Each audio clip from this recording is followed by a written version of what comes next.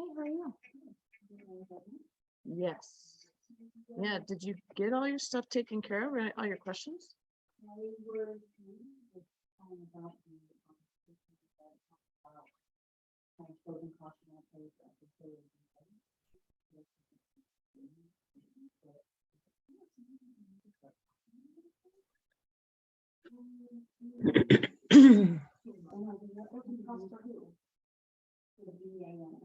There's that one portion of the file that you don't talk about. Well, for the listening agreement, that portion, you don't even talk about. Yeah, let's just go for that.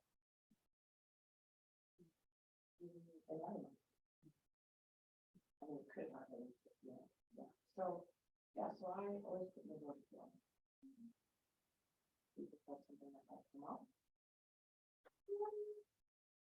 No. So you are super curious about it. Yeah. I don't really know how to talk to people, but I will go through all of the things. It's just kind of good, you never know what kind of operators I get. What kind of phones, you know, and you don't know until you see what you've got, and then, you know, and I hate to go over everything, but if I say negotiable, we're gonna see what kind of offer we get. When you go over the offer, we'll go over the offer and you can ask questions about that, because if you want to discuss it. I mean, there's some things that I think are worth discussing that, you know, that most likely will come up, so. I don't know how to right, like, what's it all? Well, but it's, so, these are all, my chapter is good, and that's the one, there's and then you can look before they said anything to you, but it's easy, but it's or something. So I don't even know if I have a valve or if I'm actually thinking of this. Not, okay, it's more nerve-wracking than people want. You know, very much.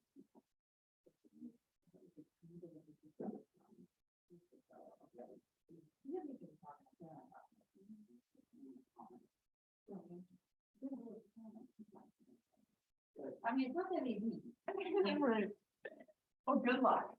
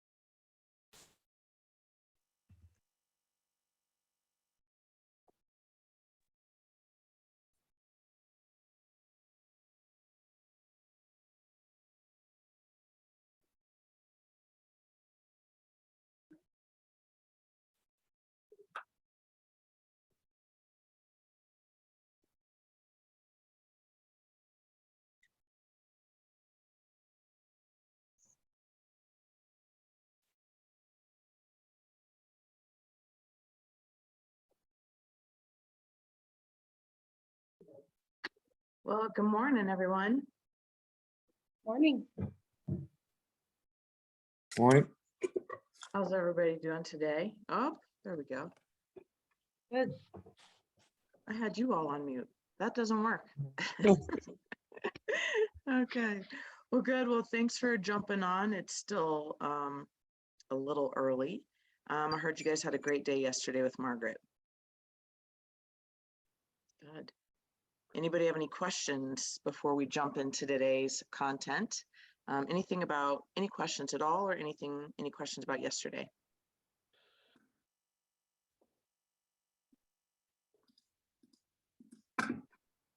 All right. Well, good. Well, My name's Jody Dolph. I'm the productivity coach at Keller Williams Foothills Realty in Conifer and Evergreen. I'm also an agent in productions. I just had my 9-year anniversary, so I'm so excited. When I started at Keller Williams, we didn't have any coaching at all, and we did have Ignite, so that was helpful. And so we're hoping to really, help you jumpstart your careers with coaching and Ignite, as Ignite's really the foundational piece for building and starting your careers. And so really understanding kind of having a little structure put to this business that you're starting. So Margaret said you guys had some homework last night. And so I'd love to hear a little bit about that and how it went.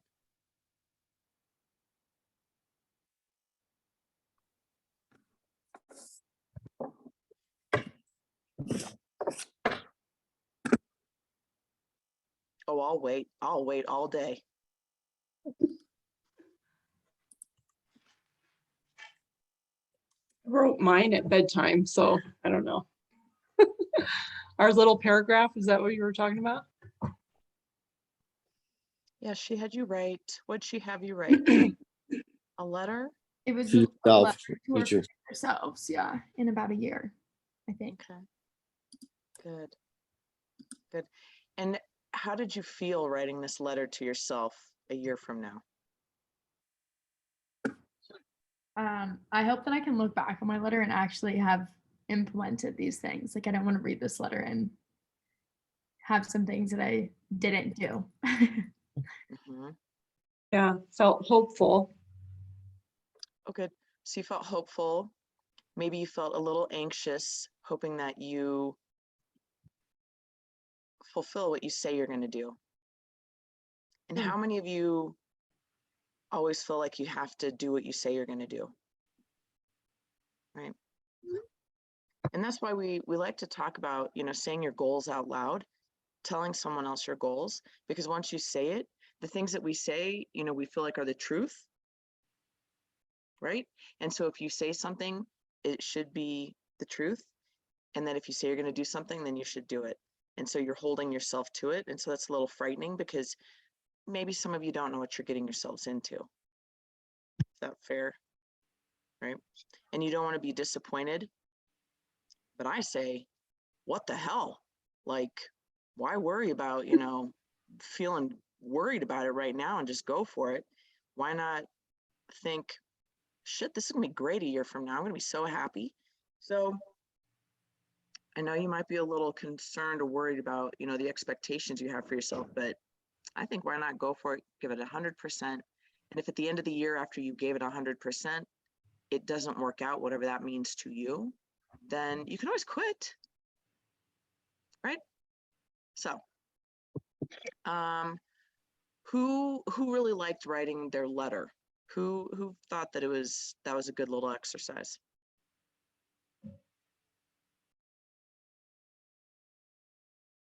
Yeah. Okay. What was the other thing? She had you do two things. One was a letter to yourself, and the other was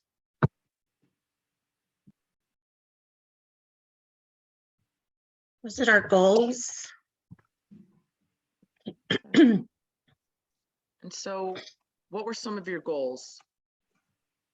Hi, Becky. You're good. Come on in. I just had somebody join me here. So yeah, oh, sorry. Taylor, go ahead.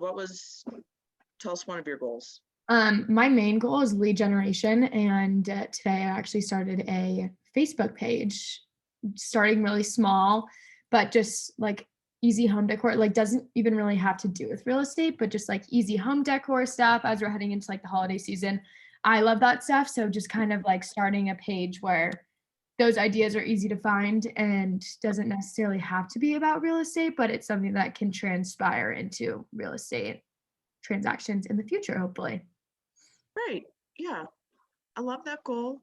Hey, we're not going to shove, real estate down your throat. We're going to talk about other things that are relevant and interesting and related to homes. Great. Love it. Good. What was another goal somebody had?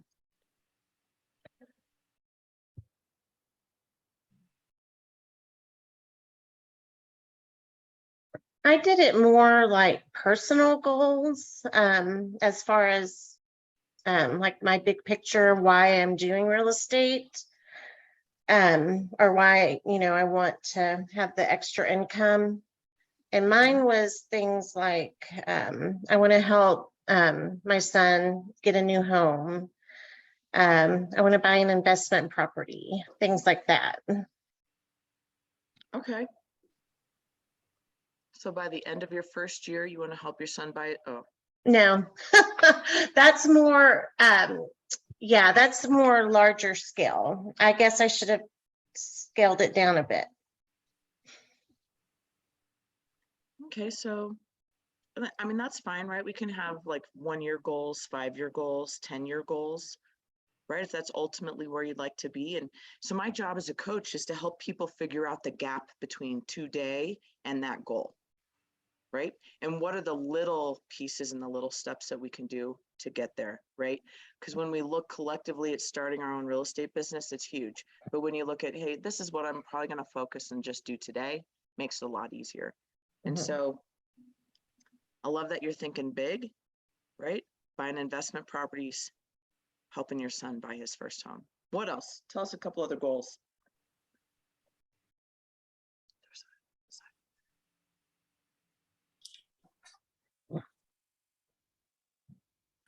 I feel like for me personally, can you guys hear me? Yes.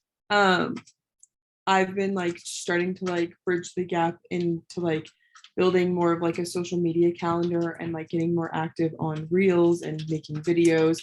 And again, like Taylor said, like maybe not always geared towards real estate. So like last week I did one on like events coming up in Colorado. I talked about like CU Boulder football game, the Broncos football game, events happening, restaurant recommendations, like just so like it's kind of like a friendly neighbor type of thing, more like coming from, or like giving helpful, and like when it does come to real estate, like giving helpful tips about like, especially geared towards first time home buyers, like what is earnest money, the programs that new loan programs that are coming out, all those different types of things like that. Great. I love that. That's how I base my businesses around events as well. So 2020 was kind of sucked because I was like, oh, now what will I do? But you just pivot and I made 1 million calls that year. It worked out really well. Good. What about who's MCW's iPad Pro? What's your name? Oh, that's me, Mark. Good. I'm taking attendance. All of us coaches want to know who showed up, right? And who's really working and who's got stuff. Mark, what's your last name and what market center are you out of? Wilcoxon, out of Arvada, but I'm gonna operate out of Keystone. Ooh. Okay. So I get my Charlene. my transfer to Mountain Metro today from DMAR. Okay. So Okay, great. Good. All right. Good, Becky. So I'll just have you be muted and we're good to go. Perfect. Okay. So, and you're also gonna mute your computer. It's actually on your probably. Look at me. It's on your computer. There's a volume button where you can silence your speaker. Perfect. Okay. I can't hear anything. Elizabeth, so something you might want to try is check your computer speaker and make sure that's working because I had myself muted. You also might want to check for all of you who are not familiar with Zoom, boy, you're gonna be. In the lower left-hand corner of your screen, there should be a little microphone with mute and there's a little up arrow button, right? And so you can always mess around with those. And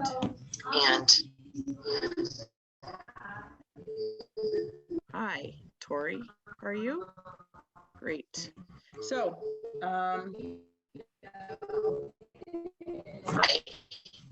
Hi, sorry I'm late.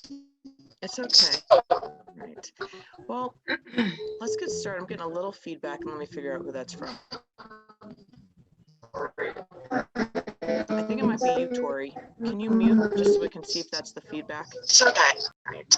Well, let's get started. I'm getting a little feedback. Let me do this. Can you mute just so we can see? Did you hear how that just delayed?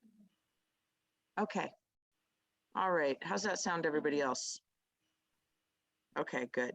And we got Jackie. Well, good. You guys, thanks so much for jumping on. Really love to start at 9 o'clock. If you can get here, we are going to take some breaks from 9 to 1. That's a long time. But I'd love for you to think about this as a real schedule for your business. And so if you started at 9 a.m., you kind of looked at your day planner, got kind of focused on what you were going to do this day, right? Take 9 to 9:30 to kind of get yourself situated at your desk, figure out who you're going to call, what you're going to talk about, and maybe what training video you're going to watch today. Right. So I really think that you could probably get all your work done between 9 and 1 in a day for sure. Right. And that would be with some great lead gen, some training and education for yourself, and as well as looking at the MLS, seeing what's going on, maybe some business follow-up, and you could set all appointments in the afternoon after 1 o'clock or on the weekends. So I really think that you could get the core portion of your work probably done in less than between 9 to 1. I think you could do it in like 3 hours a day if you're focused. So for the first 6 months of your business, there's a little bit more training and education. So I really hope that you all did your homework that was assigned to you yesterday from Margaret. You're going to have class Tuesday, Wednesday, Thursday with us. You'll have the next 4 days to do any homework that you didn't get done in that time. If you do the homework, if you do the work in these 7 or 8 weeks that we're going to be together, by the end of the 7 or 8 weeks, you're going to have the foundational pieces of your business set. And you'll be ready to go.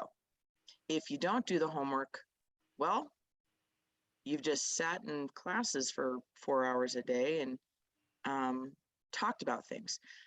So I don't want this to just be talking classes. I want this to be a working training course for you, right? That's my focus for you. Margaret, myself, Tracy, and whoever is teaching these classes is going to be pouring into you how they do their business. Hi, Tracy.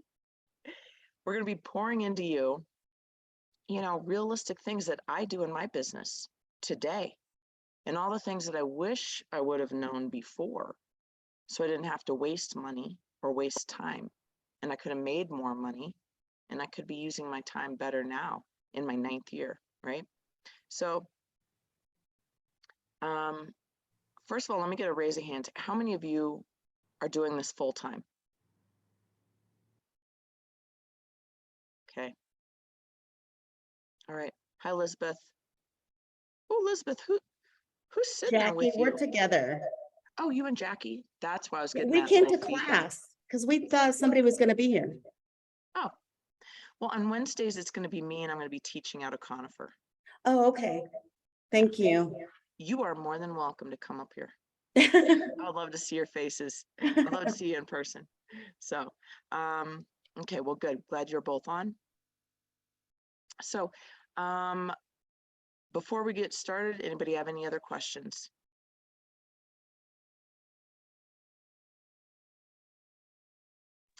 All right. Oh, go ahead. Yeah, what do you do? Like, I've got a couple of travel days coming up, which will affect a couple of the classes. Mhm. Can we go back and watch them?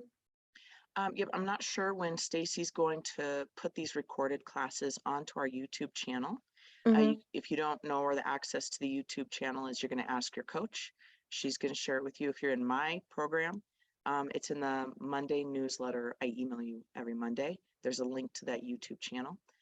So I'm not sure how quickly these videos are going to get uploaded. You have that like 350-page handbook for new agents. Right. If you miss it, you can just go back through, read that content. What is it that you're supposed to get set up? So let's say if you miss an open house Ignite class, you're going to read through that content through the workbook, and it should trigger some things for you, like Do you have an open house box? Do you have an open house sign in? Are you going to do a handwritten sign in? Or are you going to try to do one with a QR code that links right to command? You know, what are open house scripts? How do you want to sign open houses? Are you going to do a seventh level open house? So it'll have you do all these things so you can get really prepared and have that good mindset of, this is when I do an open house, when my coach calls and asks me if I want to do an open house for another agent in my office, what's my system? What's my plan? Right? Okay. And so just, you'll go through that. And then when you meet with your coach the next time, you can say, I missed this, but I have a couple questions about it. Does that work? Okay. Yep, thanks. Yeah, and you guys, and I totally understand you're gonna miss some of these. I would be blown away if one of you is able to make every single one of these classes. That would be awesome. I mean, that really would be awesome. And that always makes us, the coaches who are teaching, the more you guys show up, the better it is for us. We love teaching to people in person, but we love teaching in this group and taking our 4 hours of our day to pour into you. I'm excited to be here though too, because I need to make calls, and I have a pretty loose system about making calls. So I'm excited today so I can follow up with people from my open house on Sunday. So, all right. Thanks, Diana. Mhm. Any other questions? I have a quick question. Yep. I'm just wondering, I accessed the workbook online on Ignite yesterday, or on command, I mean, for the Ignite workbook. Is that something that we print out? Ooh, you can do what you like. I mean, it's like 350 pages, right? Yeah, that's just if- something that we follow along with while we're in class then, and should just be taking notes along with it. I probably would, but I'm a note taker. Okay. I'm old school. So Yeah, that's you're what I was gonna- doing yesterday. whatever your learning style is, go Okay. for it. All right. Okay. If you want to print it out, great. If you don't, you're just good doing whatever you do. I mean, it's up to you. Okay. All right. Thank you. Mhm. Okay, let's get started. I'm going to share my screen. Always call me out if you can't see it, and we'll get started. Boom. And so actually, there we go. So today we're talking about embracing your job and knowing what your job really is. And we're going to go through all of these things. You should have seen this little slide yesterday with Margaret. It's the course overview. So we're going to, don't worry about all this other stuff. We're just going to take it one day at a time. Okay. And so in today's agenda, what we're really going to focus on, and hey, let me mention this too. If I'm talking on and you have a question, please just interrupt me and break it up for everybody. Okay. So we're going to talk about the 6 core competencies of a business. Recognizing your role as a fiduciary for your clients, reviewing your success system, going through a recap and the ahas, and the daily success system. The daily success system is really your lead gen system. And if you're in my group, that's all we talk about is lead gen. I mean, that's really what we primarily do. So you're going to hear that over and over. You know, real estate there's nothing magical about it. I don't want you to think when you hear other people talking about their real estate business that they're doing something magical or special. They're not. They're just consistent in their lead gen. They do that monotonous work every day. So don't get overwhelmed by what other people are doing. They're just consistently doing business. So let's talk about the 6 core competencies of a business. First one is lead generate, capture leads, and we convert to appointments. It's really what we do is conversion, conversion, conversion. You guys are adding people to your database. That's converting unmets to mets. That's converting the people that you've met to having better relationships with them. From having better relationships to talking to them on a regular basis to see if they are thinking about selling or if they know anybody that's thinking about selling. Once you get to set an appointment, you convert an appointment to, what are we converting appointments to? We're gonna, to listings, exactly. We're gonna convert them to getting into an agency agreement with us. Do you know the 2 agency agreements that we work on most? What are the 2 agency agreements we want people to sign with us? The exclusive right to buy listing agreement and the, yes. Yep. So in my office, all I want to talk to people on Mondays about is, did you go on an appointment? Did you get an agreement signed? Did you get under contract? Did you get under closed with anybody? We talk about those 4 things every Monday. So our first core competency is lead generate. Number 2 is present to buyers and sellers and get agreement. 3 is show buyers and market sellers. 4, write and negotiate contracts. 5, coordinate the sale of closing. And 6, manage your money. This is pretty much it. It's not complicated. Here it is spelled out for you. This is what you want to focus on. So this is simple. What if you had all of this put into your weekly schedule in some manner? You know what I'm saying? Monday, Wednesday, Friday, I work on lead gen. Tuesdays, I write buyer and seller agency agreements for practice, and I send them to my coach so she can review them as dummy contracts. Every night of the week and Saturday and Sunday, I'm trying to get someone that I can show property to. On Thursday mornings, I go over scripts about contracts, about showing buyers. On Friday afternoons from 10 to 11, I am looking over what would a contract actually look like from beginning to close, right? And maybe the last day of the month, I review my P&L to manage my money. I check my budget. I see the money I spent for the month and where the money's going to come in. So these are things that you could time block into your schedule every week. That makes sense? Any questions about that? Oh, a P&L is your profit and loss. And so as you all begin your business, right? You're going to, today, if you're not already, today you start treating this job like a business, right? And so there's a difference. How many of you worked for someone else in your last job? Right? And when you got done with your shift or whatever you were doing, you went home and you didn't have to worry about your job. You didn't have to worry about paying the rent, and you didn't have to worry about getting toilet paper for the bathrooms or cleaning the office, right? That wasn't your job. Well, this is your business. And so you got a hand in every little piece. So every quarter I like for my husband to pull our net worth sheets. What do we have in every one of our bank accounts? What money have we spent?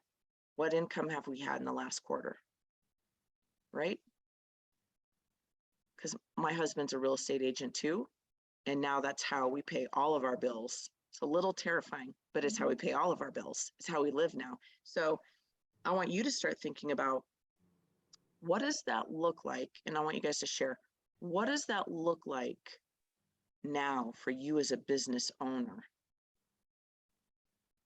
How do you think what's one of the, let me ask you a specific question. What does it mean to you to be a business owner?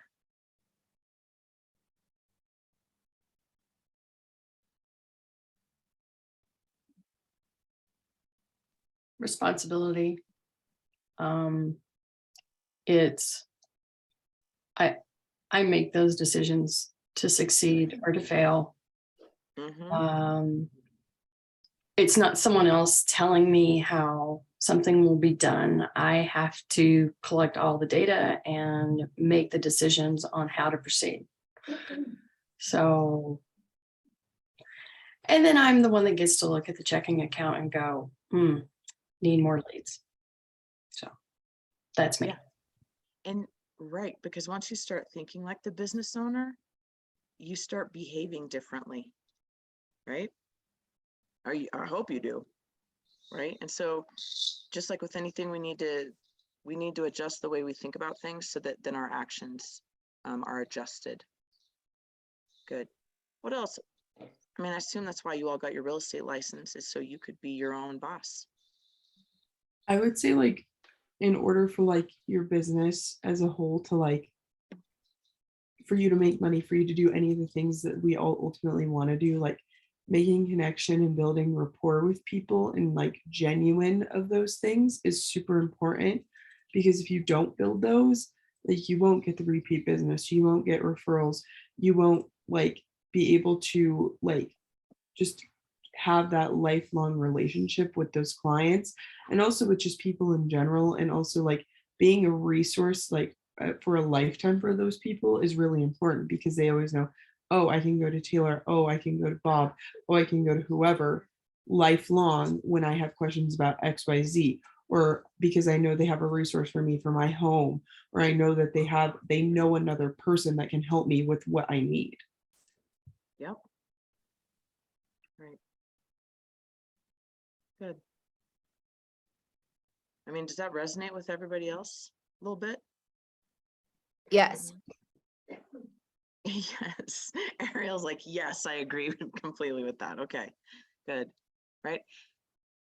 The more clarity you have around your role as a business owner and as being the provider and being the lead generator and the accountant and the executive assistant and staying organized, the more driven you will be, right? When clarity is power. And so in this first year, you're going to give yourself some grace that you're going to be learning to take on all of this.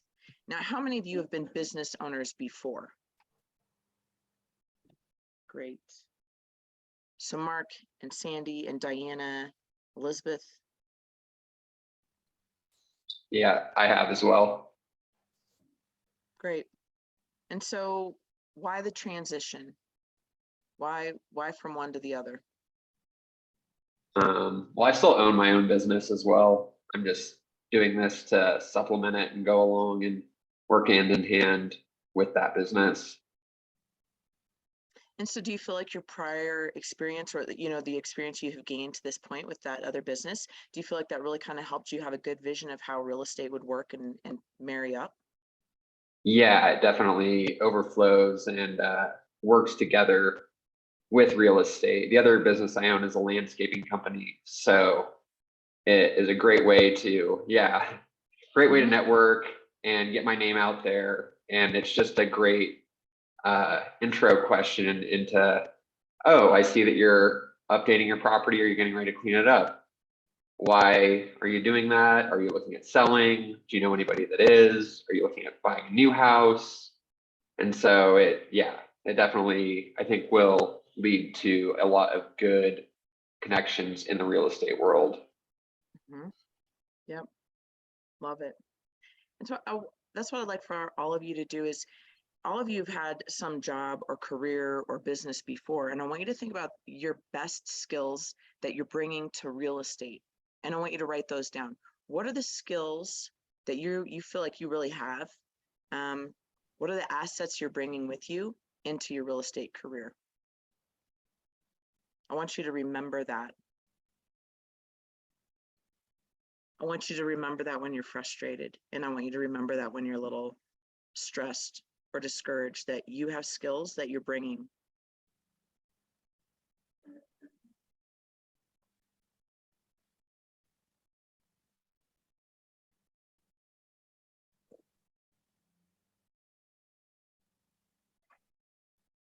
Was everybody able to come up with something?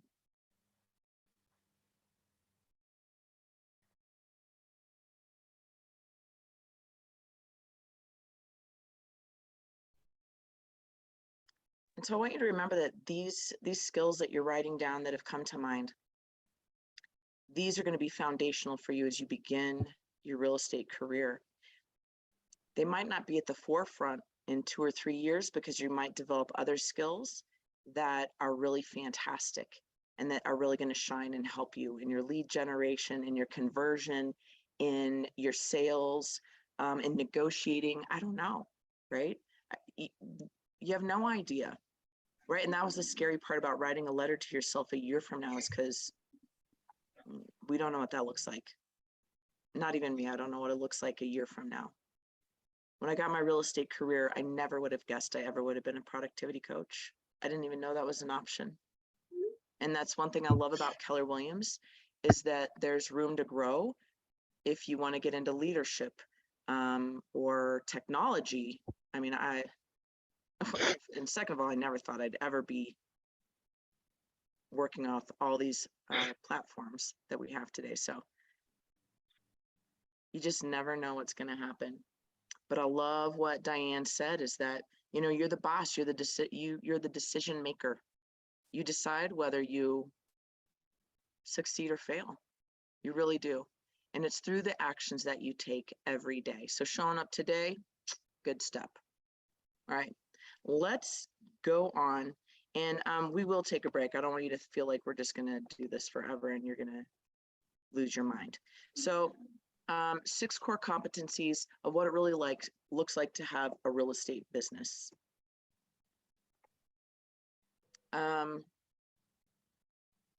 We basically talked about lead generating. Does anybody already have a lead generation system set up? And you're gonna have to speak up now because I only see one little face and it's Diana's. Because I got this big screen, right? So is anybody, give me a little shout out if you already have a lead generation system set up.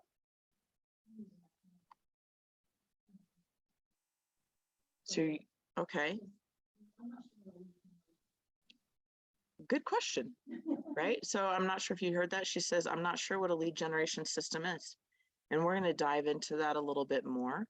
A lead generation, well, can anybody else answer that question out there? I mean, like, I guess, oh, sorry. Go ahead, Taylor. One for me that like I use with my dad because I'm on a team with him is HomeBot. And that is a huge one because like any event you go to, all you need to do is either bring a sign up sheet or even make it 10 times easier on yourself. Bring an iPad, have people enter in their information, and then you send them, you know, I think it's like monthly updates on the value of their home. And also it gives them access in there to click around and like click around on different things and for you to respond to them. So that the response can be through HomeBot, a call, a text, an email, however you want to go through that. And then also too, that is a cool system because then those people can tell other people, hey, I'm actually signed up for this really cool thing. It's called HomeBot. Do you want me to send you my link that my realtor gave to me about it? Right, and that's really lead capture, right? Yeah. So you use that to capture leads, events, open houses, wherever you might, in any kind of social media that you push out, that they have access to this. Yes? Yeah. And then also like another thing I would say is like my dad still really like loves to do cold calling. So I mean, I've had my fair share of doing that. And isn't that fun? Yeah. Yes. So those would be great examples of lead capture. Doing an open house is where you're going to get lead capture. So another example of lead generation might be, we call it the DTD2, and it's a system, a KW agent setup. And what they do is on certain days that you work, so say you work Monday through Friday, like a full-time agent, and you do your lead gen primarily through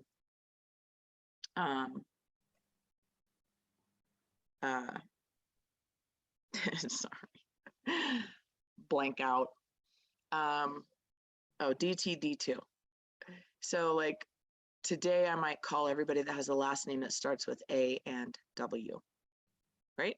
And so I call everybody in my phone that's like Anderson, Angelique, whatever, and then Williams, Wilson, and I just call through those people in my database, just kind of mixes it up. You make those calls, you log it in Command, and the next day, after you've gotten through all the A's and W's, you move on to the P and J's, right? And so it's just a kind of a system set up. I like to do a 5x5. Every day I work, I start at the beginning of my database, right? And I call 5 people, I email 5 people, I text 5 people, I Facebook message 5 people, and I try to see 5 people face to face. So at the end of the week, what does that really look like, right? It looks like I've had communication with 125 people. And so of course I don't see 5 people face to face every day. I try to build it into my weekly schedule. So like if I'm going to go to a chamber meeting on Friday morning, boy, am I going to try to get around and talk to everybody face to face. Hey, how's it going, Becky? Good to see you. How's your business? Yeah, great to see you this morning.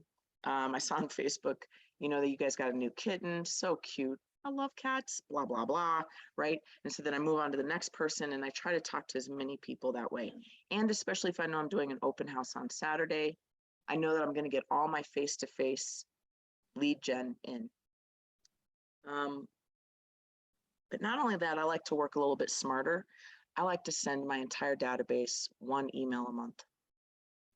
So I'm going to actually take that out of my daily 5x5, right? And once a month, I'm going to email everybody in my database. That makes my life easier. And just like some of you, I'm going to email my whole database about what's going on locally in our town, what events. We just had Big Chili Cook-Off, live music, beer, chili, right? And try to promote that event. So then that day when I'm working, I only have to text 5 people, call 5 people, and get on Facebook and screw around for a little bit. And so we got a lead gen thing we're going to cover here that's going to be really awesome for Facebook and social media. So a lead generation system is one where you actually have a system of consistently reaching out to your database on a regular basis. So you might do the 5x5, you might do the DTD2, or you might have like a 33 touch program that you use, which is a smart plan in Command. So we'll get into more of that later, okay? Any other questions about lead gen, lead capture, or converting to appointments? Oh yeah, Mark. Yes, I have a question. Do you, on your database, do you kind of bifurcate your names based on people who want to be contacted and those that do not like? I'm building my database basically off of Keystone Homeowners Associations. A lot of them are second homeowners. A lot of them do not want to be contacted all the time, only when it's relevant. I've kind of spent the last 5 years being the caretaker for all my neighbors' houses, since they're all vacation homes. So I wouldn't want to bombard them with messages when I want to save those for when I can really use them. Okay, so The other thing, like doctors, I have like doctors on my list. They just don't want to be contacted. You know, I can send them a text or an email, but they really don't want to be phone called. They don't need that. Their kind of attitude is, we'll contact you when we need you. So, you know, the thing that I love about Command is it sets up tasks. And so this is another system. The overwhelming thing is guess what? You all get to choose how you want to do your lead gen. And you're like, I don't know what the best way is. But then Mark's saying, hey, I got some people I could probably just put on this particular system, and I need to have other people put on this other more sensitive particular system. And so what you can do is in Command, I'm going to share, this is what I would do, right? So I'd go into Command, and the beautiful thing is I don't have it open. So I'm going to open up Command. Can you all see my screen? Okay. And you have a task bar here. And hopefully you all know that you in Command, you can actually customize your home screen. And so I've customized mine so that I could put tasks up at the top but I could move them if I wanted my goals to be at the top. But I think the most relevant for me is to have tasks at the top and recent leads at the top, even though I'm not really doing anything right now. Like I'm not putting out any Facebook campaigns or doing anything that really gets those leads. So you can see nothing's been happening for 239 days, but it depends again on what system you use. And so if I have my taskbar set up here, this is the simple thing you could do, Mark. It's real easy. Is that, let's say you guys have already loaded all of your contacts into command, right? And you got everybody in there. Yep. Here I go. I have all my people. And the guy at the front of my list is AAA garage door. Or let's say it's not AAA, let's say it's Aaron, right? And I call Aaron and I check in. Long ago, I used to buy leads. I don't buy leads anymore because I figured out how to do my business without buying leads and spending my money there. I spend my money somewhere else now that's really effective for me. So I call Aaron, and let's say Aaron's one of those clients, Mark, that does not want to be bothered, right? Something simple I could do is I could do a touch with 10 people every day. And let's say Aaron's my first. So I open up Aaron's thing, I give him a call, because I know he'll take a call from me. I call him, and then I go in and I log my activity, and I say, hey, I called Aaron today. It already puts the date there, and just touching base, he got a cat. I'm gonna roll with that all day. And his sister is thinking about moving to Colorado, right? And so every time I always say, hey, Aaron, you can give me your sister's contact information and I'll reach out to her myself. And so her and I can have this conversation so you don't have to play middleman, during this. And I can say, hey, if you're thinking about moving to Colorado, I'd love to set you up on a search and just kind of talk to her about that. So I'd be a great contact for her. Or, and if he's like, I don't know about that. All right, Aaron, why don't you just do this? Why don't you share my phone number and my email with her and tell her just to give me a call when she's ready to make a move, right? So I'm going to log this activity. And for me, I'm going to say this is fake so I don't forget, right? But I'm going to set up a task because Aaron only likes for me to call him. I'm going to create a new task. And I really have this pattern of calling Aaron every quarter. Uh, And I'm going to call him there. And I'm going to create the task. And so then when I go to my home screen and in November,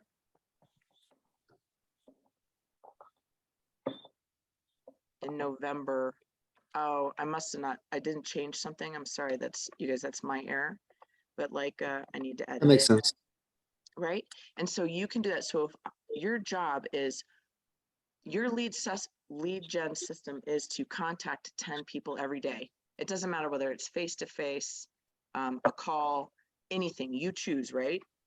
And the due date, oh, you know why I did it? It didn't work. Let's say I do it 11. I didn't apply it. There it is. It changed. Oh my goodness. I saved the task. And the due date is 11/11, right? So you know what happens with this lead gen system, you guys, it's so killer. I got to tell you, I hope you're all listening. This is so key. If you're entering everybody by hand, 10 people a day into your command, you could set up a task for 3 months from now to call them or just text them. And in 3 months from now, you won't have to wonder who you're supposed to contact. All you'll have to do is open up command and it'll tell you. And all you'll have to do is do it. Does that make sense? Perfectly. Yeah, If that way you don't you're- have to worry about keeping track of that and focus on more important stuff. So every crucial. time Yeah, so every time you contact someone, you set up another task. And so say if you're going to email everybody every month, no matter what, right? Then all you have to do is set up a task for a call, text, or maybe inviting them to coffee because you need to see them face to face, right? Because you saw something on Facebook that implied that somebody was going to make a move. You skip the task of when am I supposed to contact them next, and you call them or you text them right away. When people give you signs that they're thinking about buying or selling or investing, you contact them directly. Recurring tasks. So that would probably be a SMART plan. And so we have tons of SMART plans that are available to you. In fact, I've created SMART plans that I've shared for coaching, and I've shared them with all of Keller Williams coaches. So other Keller Williams coaches could just use the plan I've already created. Now, great.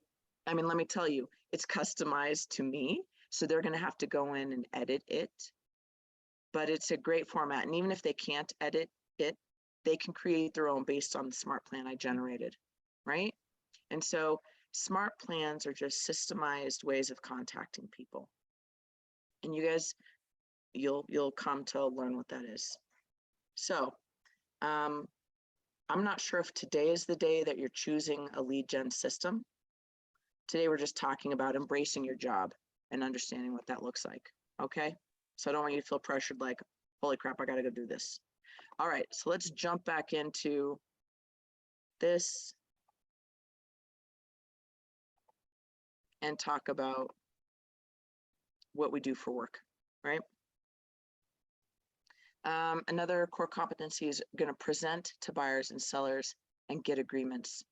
So what does that mean? Gosh, that means you're trying to get in front of buyers and sellers and go on listing appointments or buyer consultations. I really don't do buyer consultations formally. I don't pull buyers into the office and go over something formal. Now, someone else that teaches this, they might do something different. And if you're on a team, you're going to do whatever your team lead says, right? That's them. But I'll give you a quick example of my buyer presentation. If somebody calls me, or I've called them because they said they've raised their hand, they want to start looking to buy a home. I pull out my buyer questionnaire sheet that I have at my desk. And it's just a bunch of questions for buyers. And I say, hey, Tori, thanks for calling me. Tell me a little bit about what you're looking for. She says 3-bed, 2-bath, Arvada, yada, yada, yada. Okay, great. What's your budget? Are you working with a lender? Have you worked with this lender before? Do you know how much you're going to be putting down? And so I try to get some questions and, all of like some basic questions answered. And I say, you know what, Tori, I bet we have so much inventory right now. I'd love for us to just go to a couple of your favorite neighborhoods, see 3 or 4 houses this weekend, and we can kind of just get started to see what the market's like, get in some of the neighborhoods, see if you like the neighborhoods. I'd love to set up a showing with you for this Saturday or Sunday. Are you free Saturday at 10 or Sunday at 2? Right? And I set the appointment. And she says, yeah, Saturday's great. Great. So today's Wednesday. Let me get those houses set up. I think I've got 4 that I think are going to really be a good fit or a good starting point. And I'll call and confirm you about where we're going to meet, the first house we're going to start at. And so we'll meet there. And she says, great. My buyer consultation is in a house. It's in someone else's house, right? My goal is to get in people's houses. And so Tori and I are there. We meet in person. I bring her a buyer packet that has information about the neighborhood. It has the exclusive right to buy listing agreement, pre-printed, kind of pre-filled out for her already, a buyer advisory. If I'm showing mountain properties, I have information in there about wells and septics, right? Because that's really relevant to the area she wants to look at. And so we tour the first house. Tori, what do you like about this house? What do you like about this neighborhood? Do you see, is this kind of the bedroom size you were looking for? Is this what you had in mind? And she's like, she gives me her feedback. Great, let's go to house number 2. We go to house number 2. And so I'm asking her questions. That's my interview. That's my buyer consultation. And I'm taking notes. What does she like? What does she not like? She hates that this house is backed up to an elementary school. She's like, I don't want to listen to kids. I work from home. I don't want to hear the playground noise. Great, great. Okay. And so we move through. That's how I do my buyer consultation. And at the end of that first weekend, right, that end of that showing, I'm going to say, hey, you know, how about this? I'm going to put you on a search, and you're going to pick out houses that you like, houses that you know, if you don't like them, don't mark them. And we can set up to go look at properties next weekend or the weekend after that. I'd love to reach out to your lender just to make contact so we're on the same page in case you find a property you like, that we can be prepared to write an offer. Does that sound good to you? And most often, what do people say in response to, does that sound good to you? They say, so I need you guys to start thinking of questions to ask people where they say yes to you. Yeah? I just did it again. Yeah? Right? Oh my gosh. Yes. So this is why you do script practice, so that you are always trying to get people in agreement with you. Now, I'm not trying to get Tori to buy a house. I want Tori to be in agreement to buy a house with me, a house that she loves. Because when she's in a house and she's like, oh my gosh, I love this, I'm gonna be like, are you sure? You said you really wanted 3 bedrooms and this is just 2 bedrooms. So I'm gonna flip on her. I'm gonna say, you know, this is a little over your budget. You said you didn't want to go over 350, and you know, this one's at 375. Do you feel comfortable with that? Have you talked to your lender about that yet? Do you have that down payment? Let's go over what you think your monthly expenses are, right? I'm gonna get into people's business, because when Tori buys that house and it's a month after we've closed, I'm gonna do a little stop by, pop by, bring her a gift a month later. Tori, how are you doing? And I want her to say, I love this. This is the best decision I've made, right?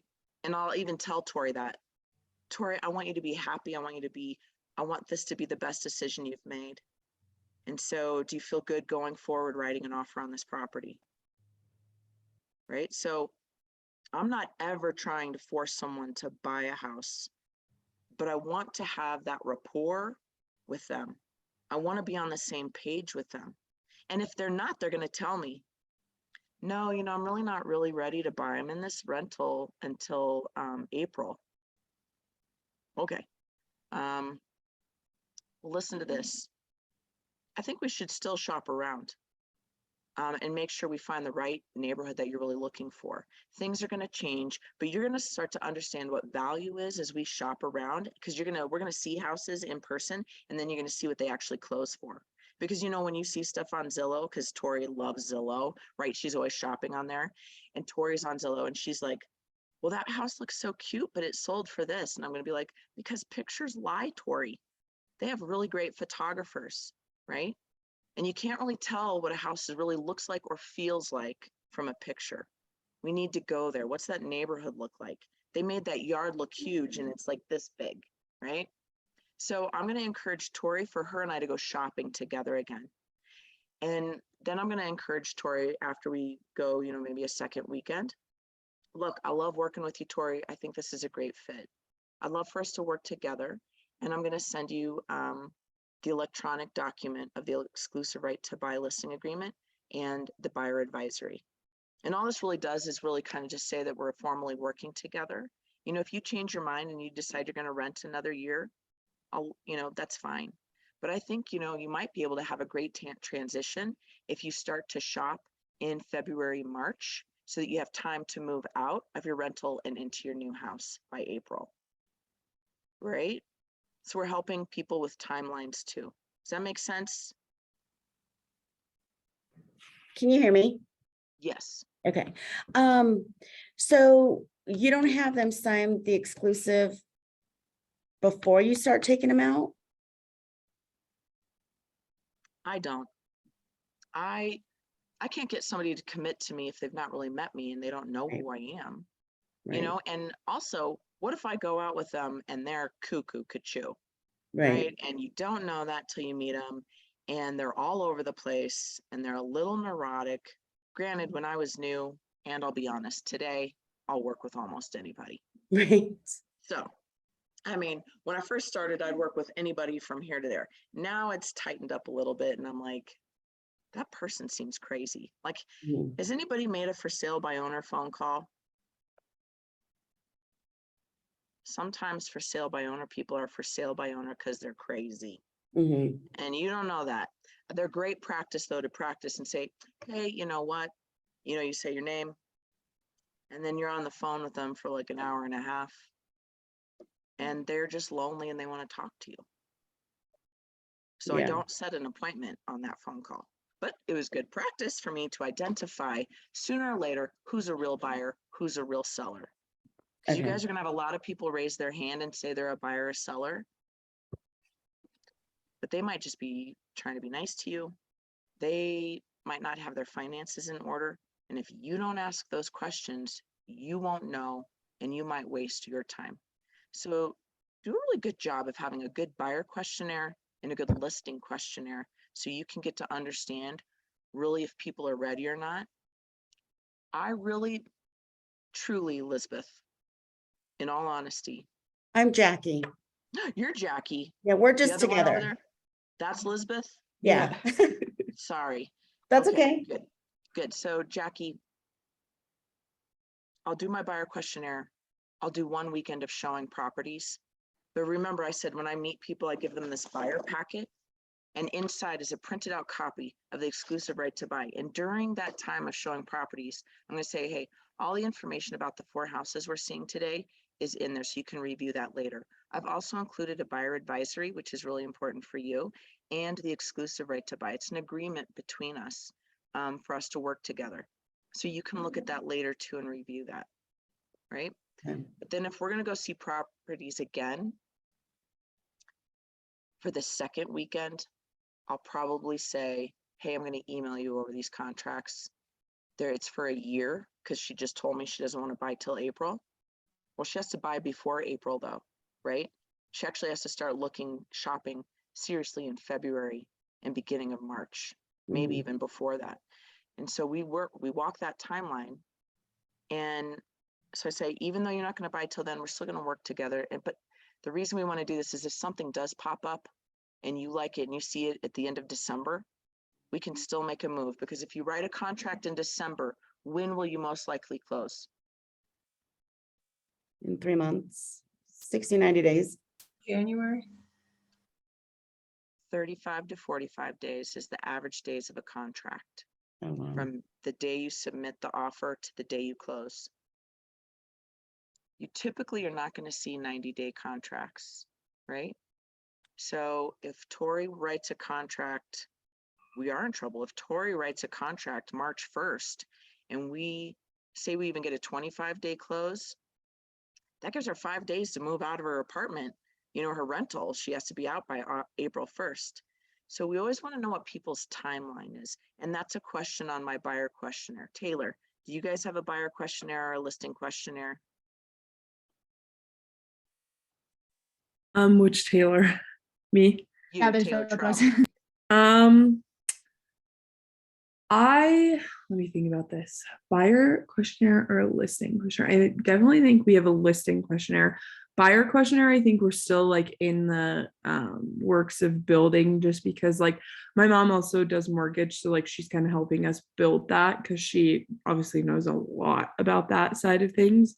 So trying to figure out just like we have an event this weekend coming up. So we're trying to sit down and figure out like to put out a sign that literally just says something like no question's a dumb question, because I feel like a lot of times when people like come to you with questions, they kind of feel like, oh, like this might be a dumb question type of thing, when in reality a lot of people don't know about certain things about the home buying process, and it would be good to essentially give them a resource like that so that they know like their questions are valid.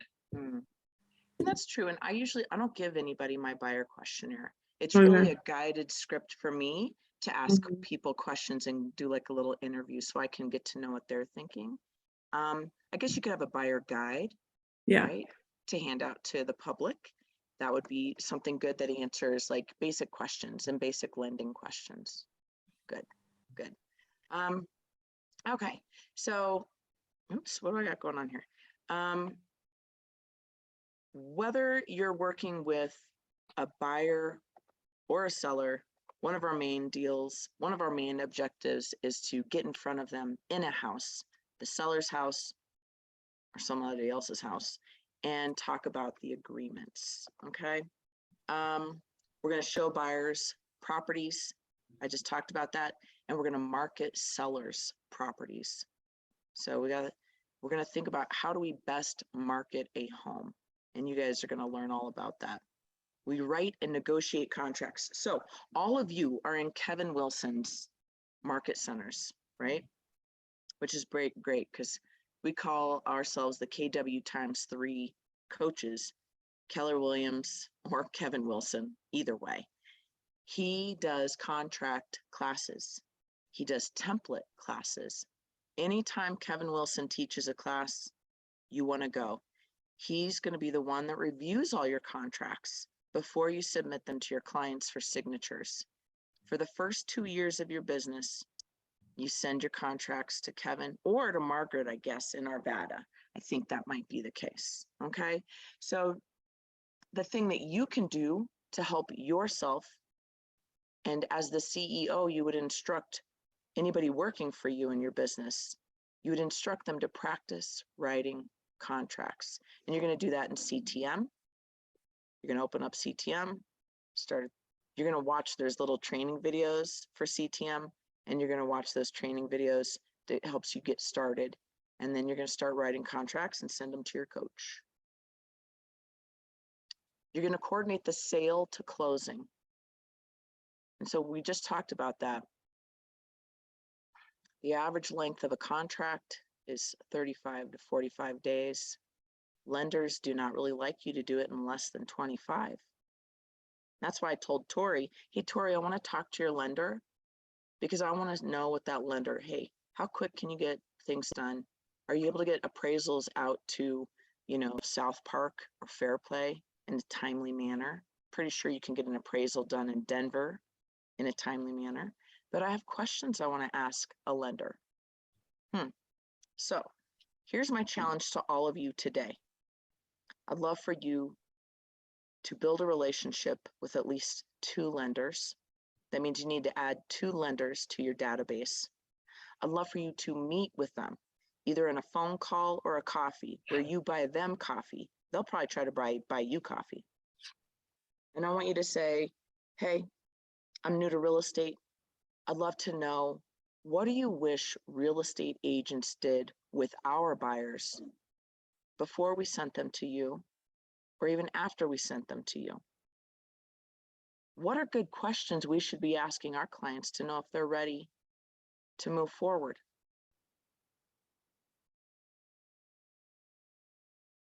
I want you to build a good relationship with a lender.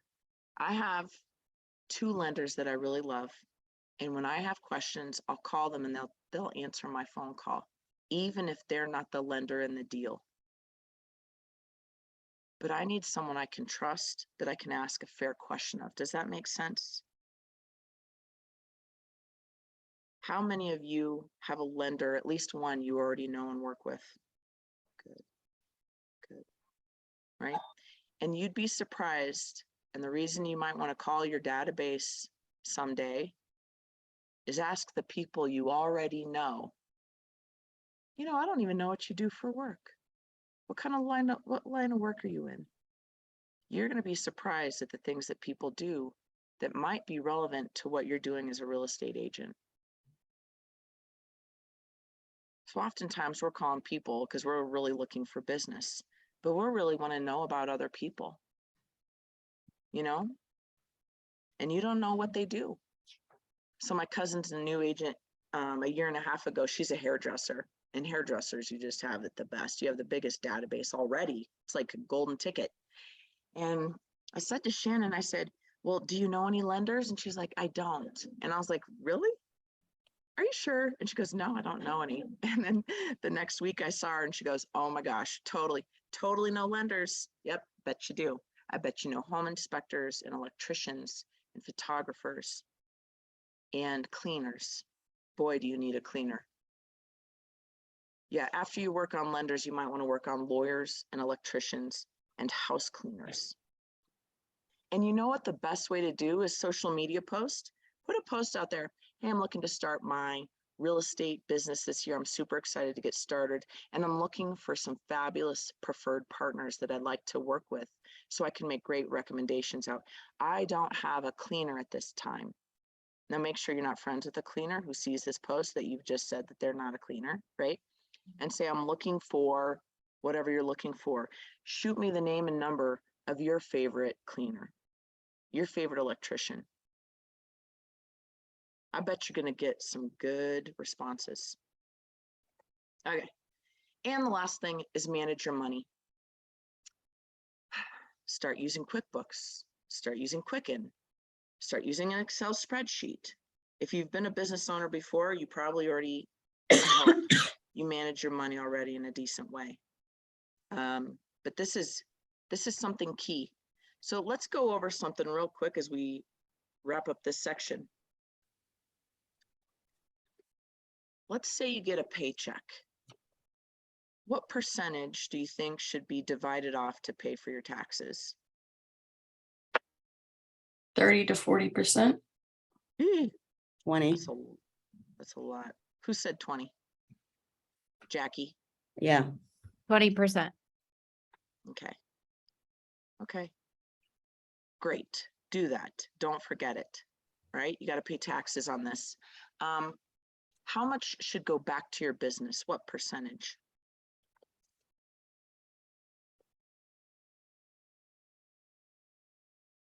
$30 to $40. Mm-hmm. So what's that leave you left with?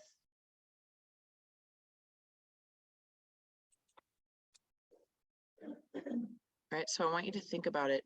I like to break down, when I first started, I broke down every paycheck, right? So this 25% was reserved for taxes. I put 25% back into my business. And then the rest was for me, but I didn't really touch it. I didn't really go crazy and spend it. Oh, no. So I'm saying of my paycheck, right? So when you do a closing, you get, say your commission is 2.8%. All right. Get your calculators out. Ready? Oh, she did? Great. So let's say that you get a paycheck or your gross commission income. You made $15,000. That would be an awesome check, right? And that's after, that's your gross commission. And so times, whatever your coaching fee and your split to your office. So let's say you make $8,000. You get a paycheck, like the check written out to your name is $8,000. 2,000 of that needs to be reserved for taxes. 2,000 of that needs to go back to your business. And really, your first paycheck is going to pay off your real estate school, your association membership that you already paid, whatever you're paying for CTM and RE Colorado, right? In fact, you could use your whole first paycheck to just wash that off and start clean. Then you're back at zero, right? Your second paycheck, that money could go towards buying your first for sale sign, or maybe buying some open house signs, right? Or maybe you're going to do something at your town's Christmas parade and you're going to do some giveaways, branded giveaways, right? So me and my marketing partners, we like to give away reusable bags that have our brand on them because they always throw candy out at our parade. So before the parade, me and my business marketing partners, we go and we walk down the street and hand out bags to kids. so that the kids can collect candy and they can take that bag home, and hopefully their moms use that bag to go grocery shopping, and then everybody sees our brand on there, right? So you're going to reinvest back into your business. Does that make sense? Mhm. And so for my very first paycheck, I paid off what I owed, and I've never been under. You always lead with revenue.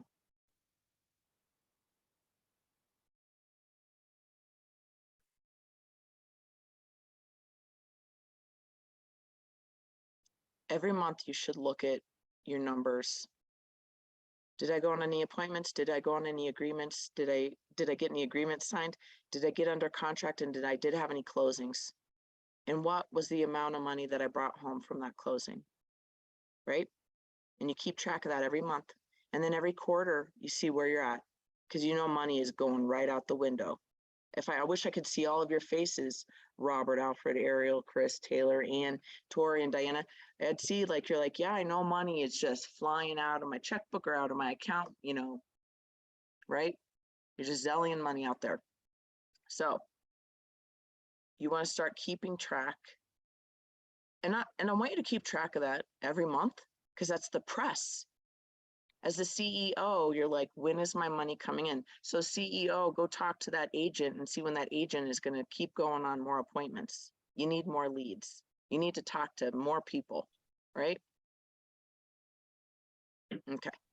All right. Any questions about the 6 core competencies? Great. All right. Well, let's move on, because we are going to get a break, but I got to hustle. And so we're going to cruise through a little bit more. Okay, mindset matters. I've been talking about that a little bit as we've been going along anyways.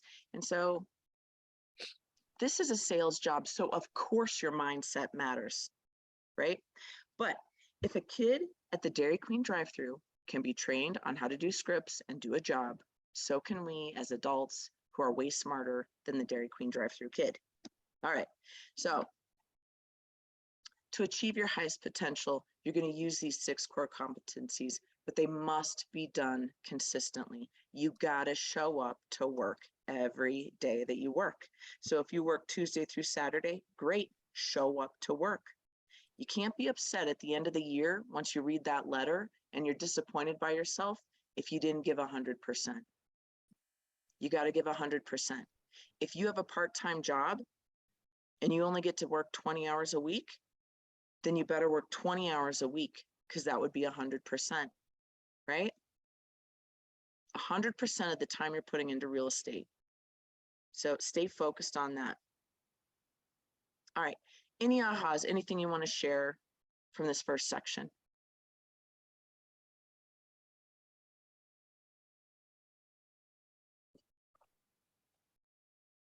Okay, I'm gonna take that as a no. Recognizing your role as a fiduciary for your clients. So what's the difference between like a functionary and a fiduciary, right? And I think I gotta do something to share my screen a little bit differently.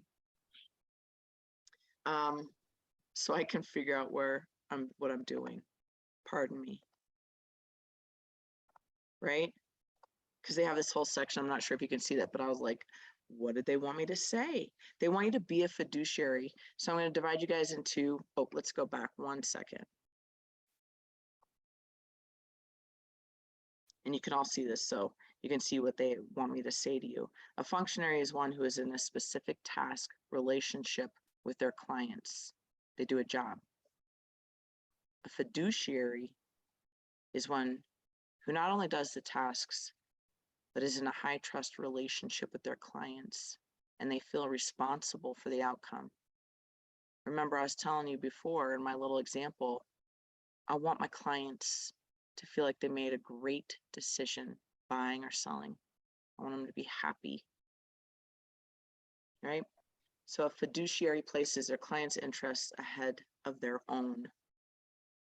I'm not here to force people to buy. So I'm gonna divide you guys up into groups, and I'm gonna assign one of you the first 5 core competencies to each group. And so it's gonna be in smaller groups. There's not gonna be 5 of you in a group, or we'll see how the groups come together. So each group is gonna brainstorm ways that they can serve as a fiduciary for the assigned core competency, okay? Participants may refer to the difference between a functionary and fiduciary in your participant guide. All right. So I'm probably just going to give you 4 minutes, and I'm actually going to let you choose your core competency. So I'm going to break you out into rooms. Somebody just take notes and choose the core competency that you want to discuss and figure that out. And so does everybody understand what you're doing? Brainstorming ideas around that. Becky? Yeah, Okay. Okay. Anybody else? Questions? All right. So it'll break you apart, jump into that room, and I can't wait to hear what you guys come up with. How are you going to be the fiduciary for your clients with these things? Good luck. Okay, how do you join? Should give you a little thing that says join a room. Hmm. And I'm going to mute myself. let's see, I'm gonna.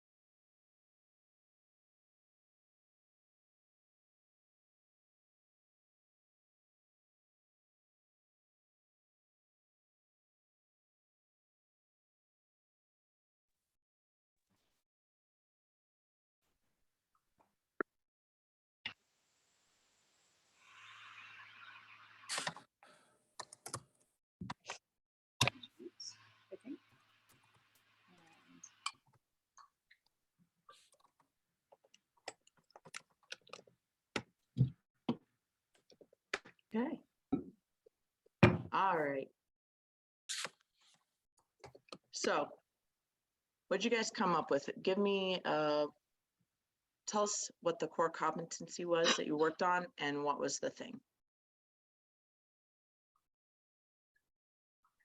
Our My group, oh, go ahead. Yeah, our group, Diana, it was Diana, me, I think Ariel, and then Elizabeth. We talked about coordinating the sale of closing. And I mean, I guess I might have like a little bit more experience just because I've never had like a closing necessarily of my own, but I've assisted my dad in like a few of his at this point. So I understand a little bit of the process of like making sure like when you write your contract and it's accepted, getting your earnest money in, making sure you're meeting your dates and your deadlines, making sure you're in constant communication with the lender, the title company, your clients, the making sure that the listing agent is communicating all of those things with their clients. Also ensuring that like when you get to closer to the closing table that you're like getting dates finalized, like when closing is going to be, making sure your inspection objection is done and your resolution, that way you have no problems after that point, making sure that your like net sheets are looking good and like you're just and like just all your paperwork and tying up all the loose ends that everybody needs in order to make sure that your client is as most taken care of as possible. That way you're meeting all your fiduciary duties. And then also even after the fact a little bit, you might want to check in with your client and say, hey, did you get your closing package from the title company? Did you get all those documents? Making sure that they have all those things. Good. That's perfect. And that's fabulous. Right? Good. What else?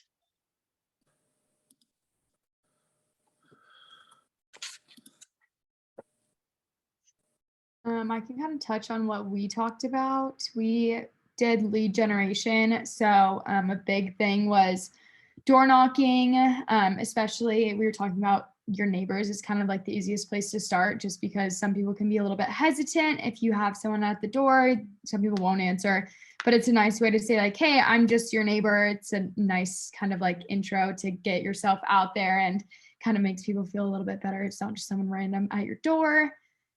We also talked about cold calling. Obviously, it's not the funnest way to meet people, but sometimes it has great turnouts. And then beyond that, there was one other one that we just talked about, and now I'm blanking on it. You just touched on social media for a Oh, little. yes.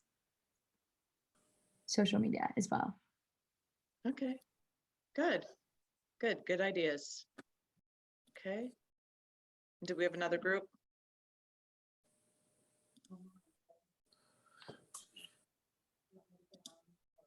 Yeah, you go ahead.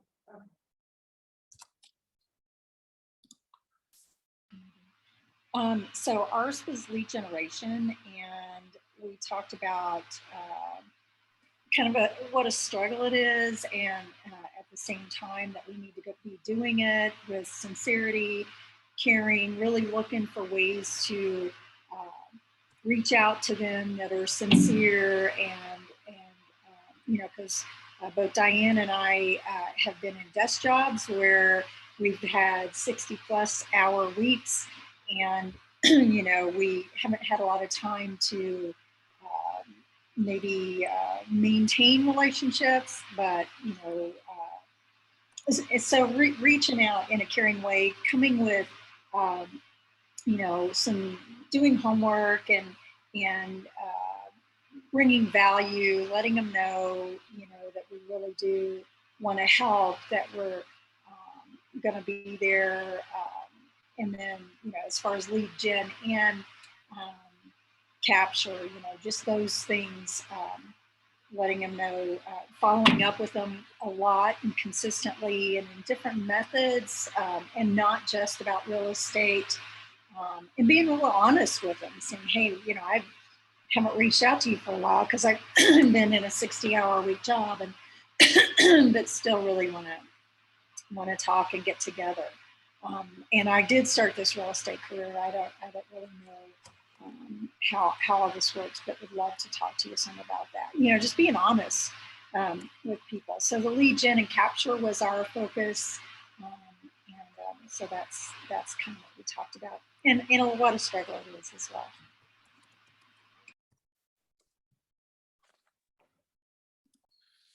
Can I just say All something right. to my group really quick to Oh, clarify? Because I might have I was throwing out a lot of words there. So when I was talking about the net sheet, I wasn't meaning net sheet. Sorry, I was talking about the settlement statement. So the settlement statement is what you get from the title company, and the CD is what you get from your lender, talking about balances and all those things. But you really kind of want to look at the settlement sheet to make sure your balances are balancing out. Mhm. You're right. And so there is a lot, right? We're talking about a lot of different things of how we're a fiduciary for our clients. And remember, your coach is going to help you with all of these things. You don't have to remember everything right now. But you just have to remember where to look for information or who to contact if you need help. Okay. So I know it seems quite overwhelming, but you have people who would really love to help you. I would love it if my agents were calling me on Friday or Saturday night saying they needed help. I would love it. Okay. All right. Well, good. I'm glad you guys were able to kind of roll through that. And I think the biggest takeaway that I want you to move forward from with this is that if you come from contribution for your database, your people will see that you're giving and you're not just asking. Does that make sense? I know you're asking for business, but through your lead generation, you're going to be giving a lot. Did you know January is Radon, Awareness Month? Did you know, hey, it's September, you should probably think about yada, yada, yada for your house, right? So we're going to be giving our clients information about their homes, about lending, about what's going on in their communities. We want them to contact us if they need any resources. And so you are going to be giving them a lot. And if you think of it that way, it makes your job a lot easier. Okay. All right. Well, good. Let's move on and see what this next piece is.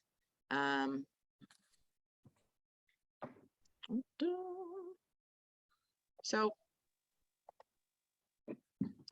past that too. Here we go. And let me see if I can't just, there we go. So we're going to choose accountability partners. And so I want you guys to really think about this.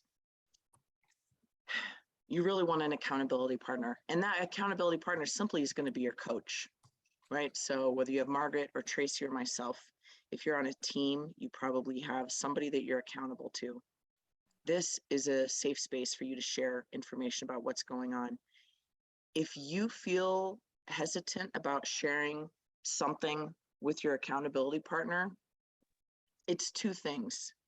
Either you really don't like your accountability partner, or you're questioning something and you probably should talk to somebody about it, right? Your accountability partner is somebody fabulous who helps you follow through with what you say you're going to do, right? You're going to listen and pay attention while other person shares. You're going to set a frequency of checking in with each other. You're going to dig deep to find out why you do the things you do, respect each other and the process, create a commitment and stick to it, right? How many of you have made a commitment to someone already?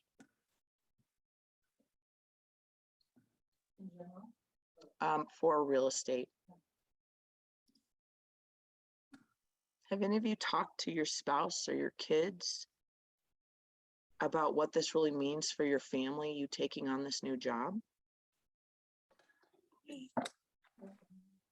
You just say, hey, honey, I'm going to get my real estate license. It's going to cost me about $4,000. Is that okay? And I'm not going to probably make any money for the first 2 or 3 months. Is that okay with you? Right? Yeah.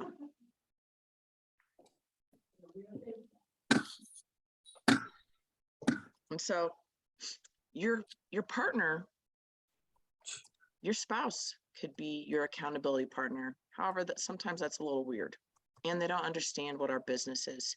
So I'd really encourage you to pick an accountability partner, either in your office or whoever's your sponsor or whoever's in your productivity coaching group, and partner up with someone who's on the same path as you. They understand what you're going through. They too don't know how all these platforms work. They too could be a little cheerleader for you, a little support, and someone that you could complain to behind your coach's back, right? So, I really want you to think about who that person might be for you.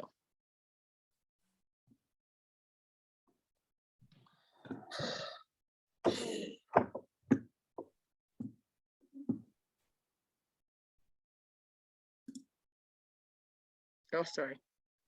Oops. So what I'd like for you to do is text or call or email that person today and get that set up. And I don't know what that looks like for you. And so for some of you, why don't you just speak freely?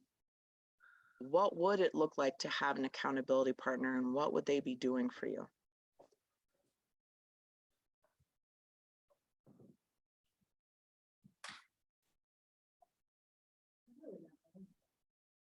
They would,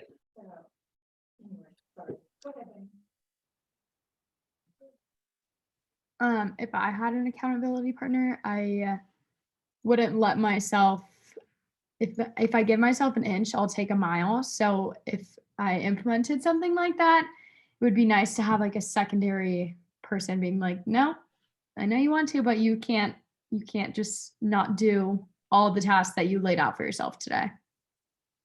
So Taylor, you're looking for someone who would actually say that to you. Yes. And so isn't that something to be that person? If we're supposed to be an accountability partner to someone else, are we brave enough to tell Taylor, that's not what you said you're going to do. Taylor, you said you were just going to make 5 phone calls. It's just 5 phone calls, right? So sometimes it's a challenge to be the accountability partner. But I like for you to think about, have that same respect that you would have for your best friend. And would you tell your best friend, Taylor, would your best friend tell you to get up off your ass and do what you said you're going to do? Yeah. Sorry. I always say I'm not going to cuss when I come on here, and then I do. Sorry. But I mean, that's what my best friend would say to me. She would say it a lot worse too, and probably meaner, because she knows me, right? And so if you're gentle and nice and you have nice friends, then it won't be that way. But I want you to think about that when you pick an accountability partner. Maybe that's the kind of conversation and communication we should have, and saying, hi, here's my accountability partner, or one of them. You have to jump out. You have to come over here. I'm teaching Ignite. Hi, everybody. This is Rachel. She's been in real estate for 6 years, and we were acquaintances before she joined here. Yes. And now we have desks that face each other, so we can talk to each other all the time. She's also the marketing partner I do business with, and we hand out bags. So she'll look at me and she'll be like, I think I'm done for the day. And I'll say, didn't you say you were gonna, call 10 people a day? And she'll be like, well, I really don't want to call the last 2, And so we'll have this little dialogue back and forth. And I really don't have to say much, because just me saying one thing will make her feel guilty, and she'll probably do it. Right? And let me tell you, the accountability partner is so empowered, just like a productivity coach, because it's nothing that we said we wanted you to do. Right? When you have an accountability partner, you tell your accountability partner, hey, I'm not going to eat cookies for the next week. And I'm telling you this because I've got this goal and I'm trying to stop eating so much sugar. So it's really my goal. And as the accountability partner, you're not trying to hold them to your standard. You're just trying to hold them to their standard of what they told you, right? And that's fair, right? So when you guys come to me and I'm your coach and you say, hey, Jody, you know what? I'm going to make 50 contacts a week. I'm going to do 2 open houses a month at least. And I'm going to add 100 people to my database by the end of the year, besides the people that are already in my phone. And I'll say, okay, great. So I'm going to mark this down. I'm going to mark down all those numbers you told me, and I'm going to use it against you as we meet and we talk every month, right? I'm going to say, what's going on? And you're going to say whatever you're going to say, right? Excuses, whatever. And I'm going to say, you know what, Robert, when we meet next month, I want you to catch back up. So are you, I mean, these are your goals. Are you willing to do what it takes to catch back up and get on track by October? And what do you think people are going to say? No. You're supposed to say yes. Of course, we're going to say yes. I mean, and then we're going to go back to doing the same things that we always do. And it's going to be those accountability partners that pull you back in, so that when you do walk in with your productivity coach, you can say, I did it. I pulled it back to October. And that's why sometimes I don't think a friend, it would be a good accountability partner, because I will tell you right now, my friends are going, Diane, you're doing great. You're doing awesome.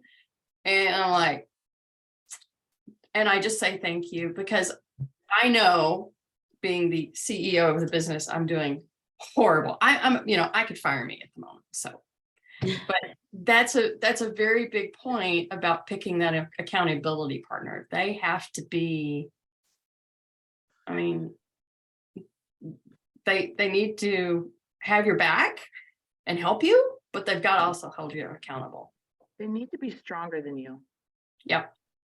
And you need to start surrounding yourself with people who are awesome. And you need to start surrounding yourself with people who kick ass and have great businesses themselves, and maybe join a mastermind group, or maybe join, oh gosh, I've completely forgot what it's called, like a leads group, right out of your chamber or something.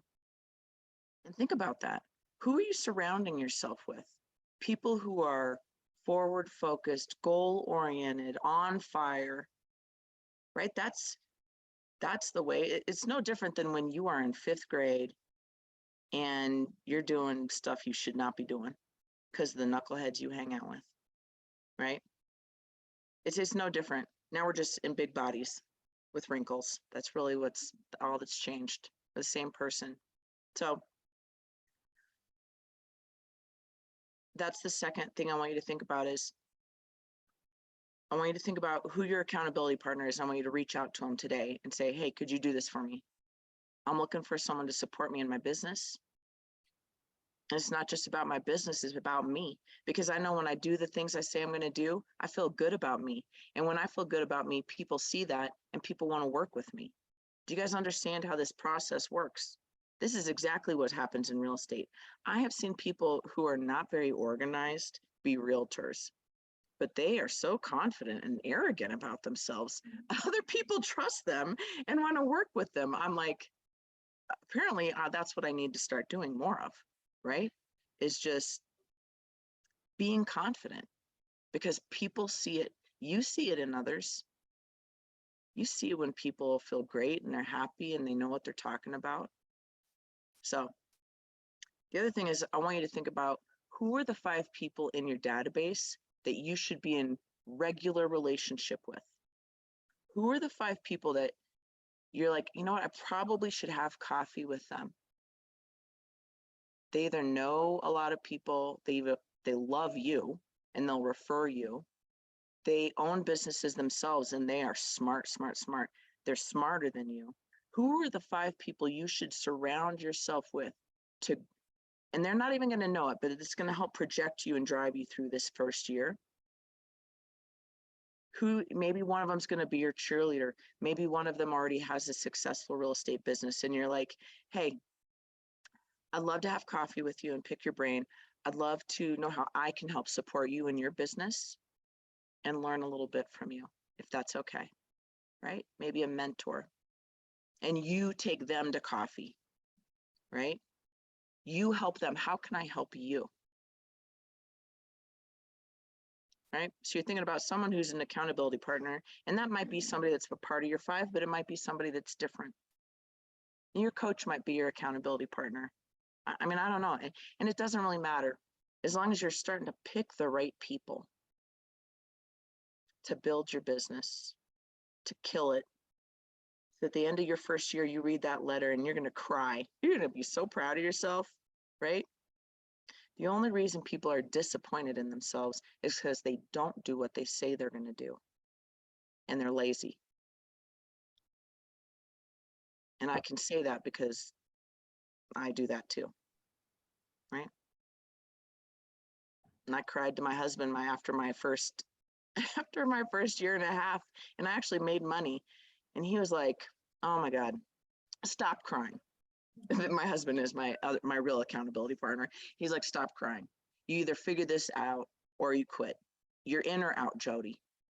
And that's what I needed. I need someone to be very black and white with me. And then I'm like, because he has no sympathy for tears, right? Nobody cares that you're crying. And you probably are going to cry your first year. If you're an emotional girl like me, you're going to cry. Don't feel bad about it. It's okay. Or Mark, or Chris, or Robert, and Aaron. You can cry too. You probably won't. All right. So, accountability partner. And 5 people who just are rock stars in your world that are going to help you. Good? Awesome. Let's move along. So one of the really cool things is you have a success system tracker, right? And in this daily success system, this is pretty similar to what I was saying as a lead generation system. So every day that you work, you're going to have 10 conversations. You're going to make 10 contacts added to command. You're going to do 10 handwritten notes or 10 emails or 10 Facebook Messenger messages or 10 texts. I really don't care. 10 of something. And you're going to do the 10-5-1 social media engagement. All right. Every day you work. If you do this, you should be able to get everybody from your phone, put into command.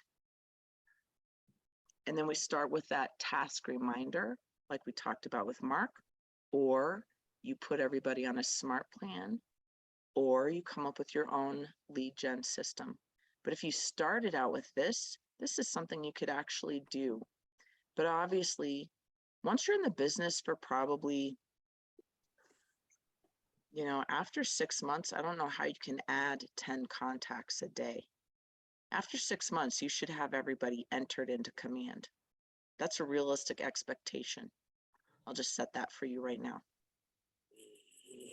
But you could continue to have 10 conversations a day. And then, maybe you want to add 10 contacts a month. Where would you be? Let's say you've already added everybody from LinkedIn, Facebook, and your phone into command. How in the future would you add 10 contacts to your database a month?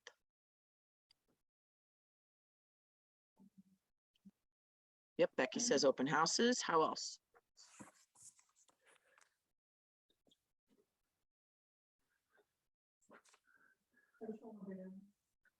Happy hours. She says social events and happy hours. Come on, Becky's on fire. Who else out there has got something rolling? I would say like joining a new group, like recently, like I've been like wanting to like lifestyle wise get into like a different like healthy lifestyle. So like maybe involving yourself in a hobby group like that. So like mine is like pickleball. Mm-hmm. Awesome. Yeah. All the fun things you already enjoy, you're going to add that to your life, right? I would count my pickleball day,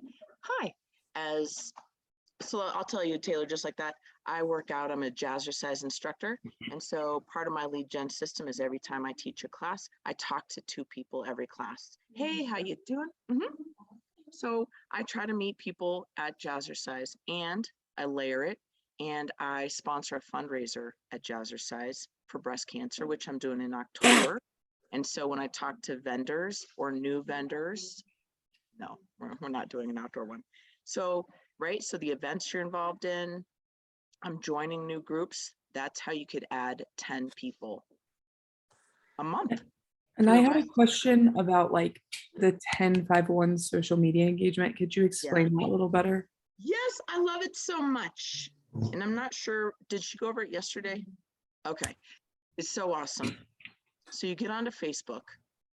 And if you're not on Facebook, you're going to get onto Instagram. And if you're not on either, you got to pick one. You could use LinkedIn. Could certainly do. You could. Yeah. So whatever social media you're choosing, right? So you're going to get on, let's say for Facebook, you're going to get on Facebook and you're going to like 10 things, pictures, whatever. It's pretty easy. You could roll through this really quick. You're going to comment on 5 of those posts. And the one is you're going to post your own content or share someone else's content. 10 likes or hugs or hearts, 5 comments, and that's every day. Anybody have any questions about that?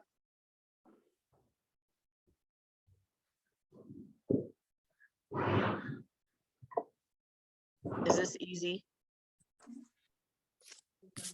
Yeah. What was the one? You're going to either make your own post or Okay, or someone share. else's. Okay. Mhm. Okay.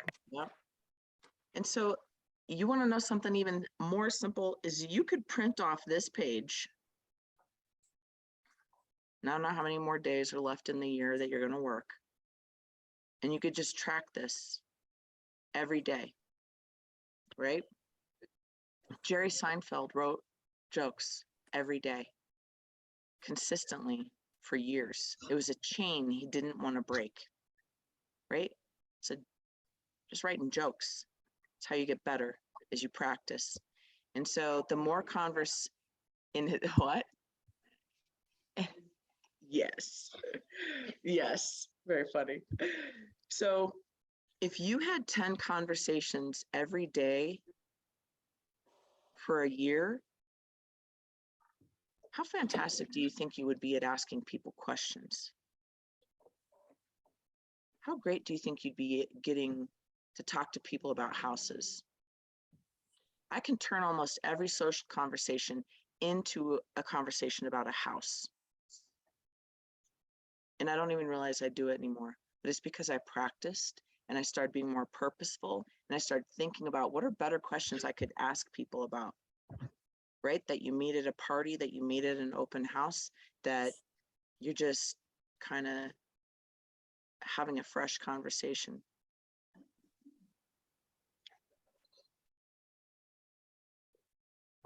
If you could do this every day for a year,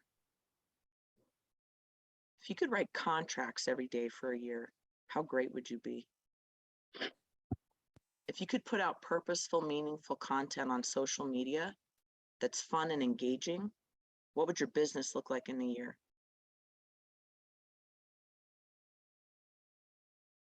You're the CEO. You've got to start asking yourself some really good questions. You don't have to do 100 things. I just need you to do a couple things consistently. And this is what we're going to start with today. I'm so excited. So if you can't measure it, you cannot improve it, right?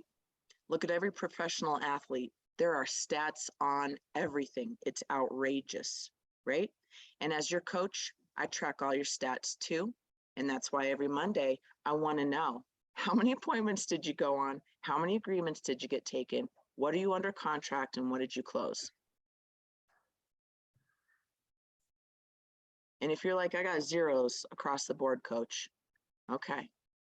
Well, let's try to have a better week next week, right? If you're like, coach, I didn't get anything, but guess what? I added 10 people to my database. That's a step forward, isn't it? I added somebody to my pipeline. Do you know what your pipeline is?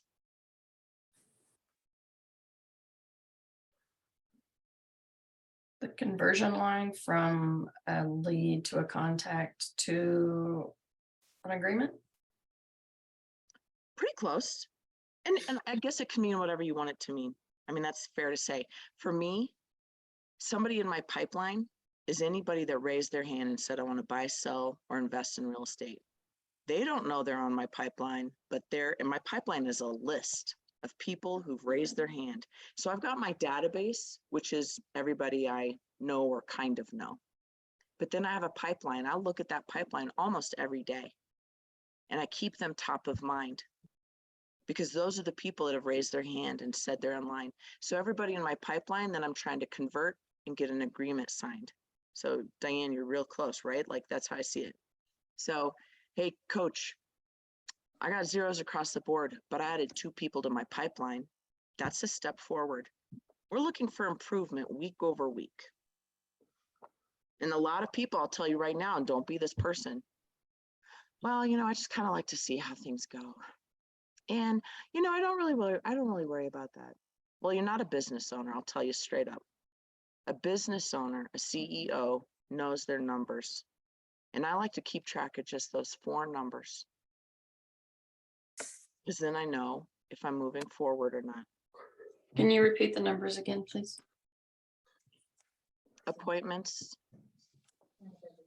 Oh, these?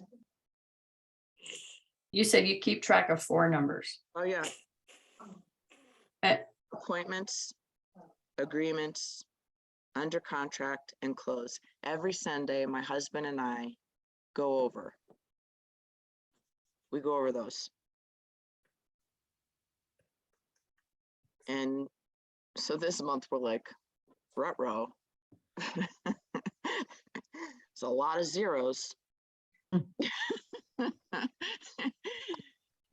And so it just keeps us on pace. And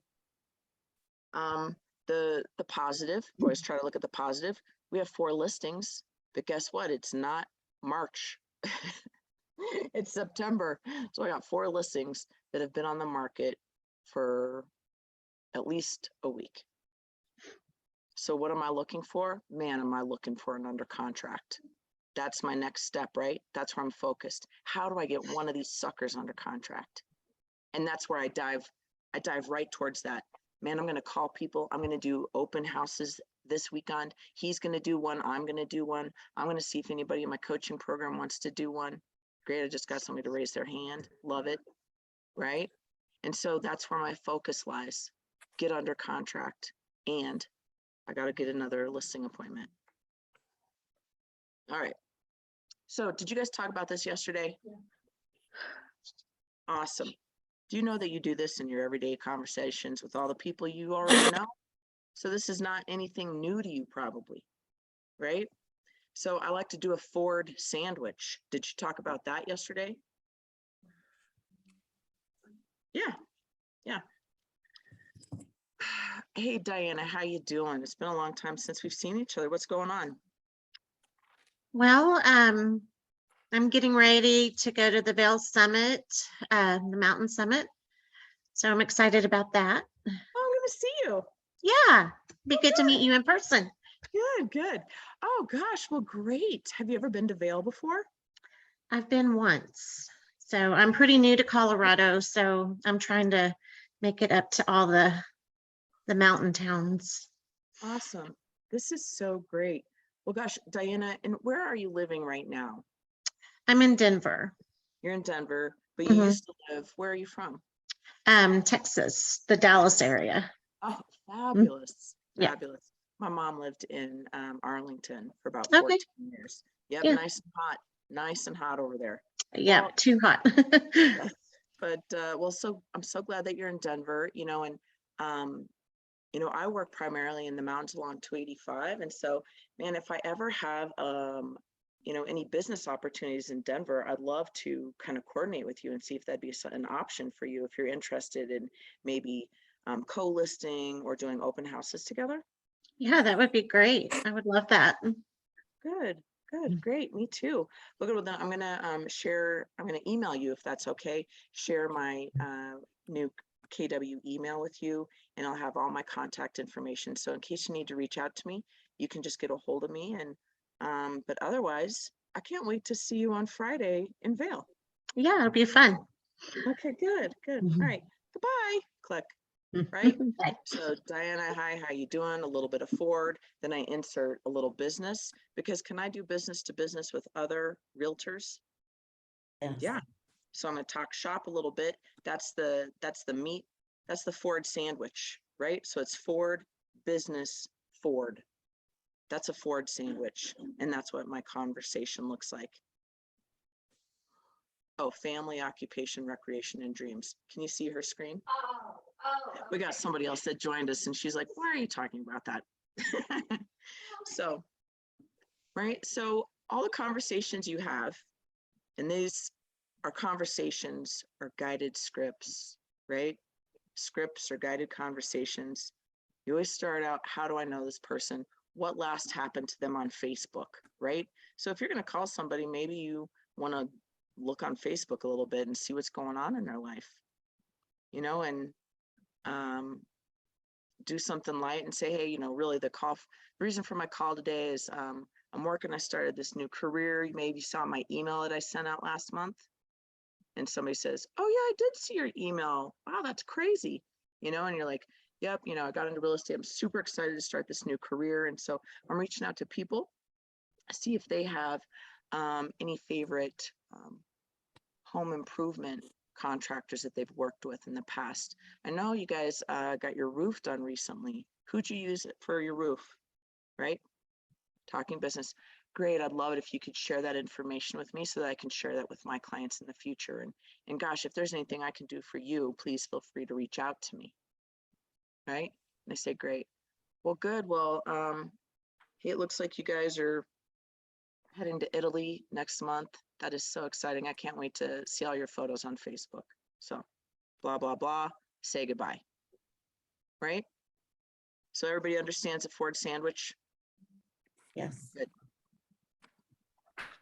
All right. So we always start with our sphere when we're doing our lead generation.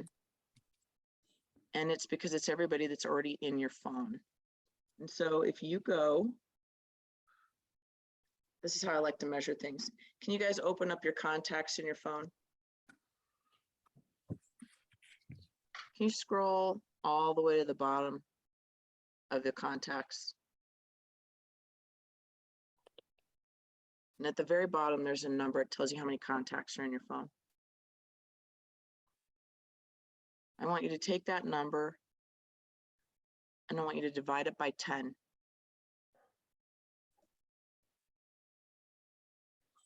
And tell me what that number is for some of you.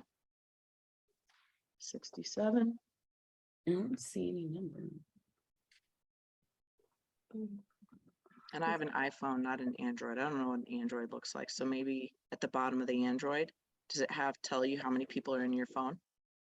What'd you get, Aaron? 98. 98. Yeah. Ariel, 25. What else?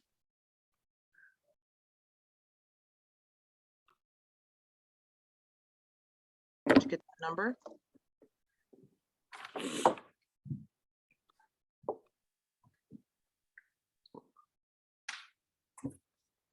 I need you to have that number. It's an important number.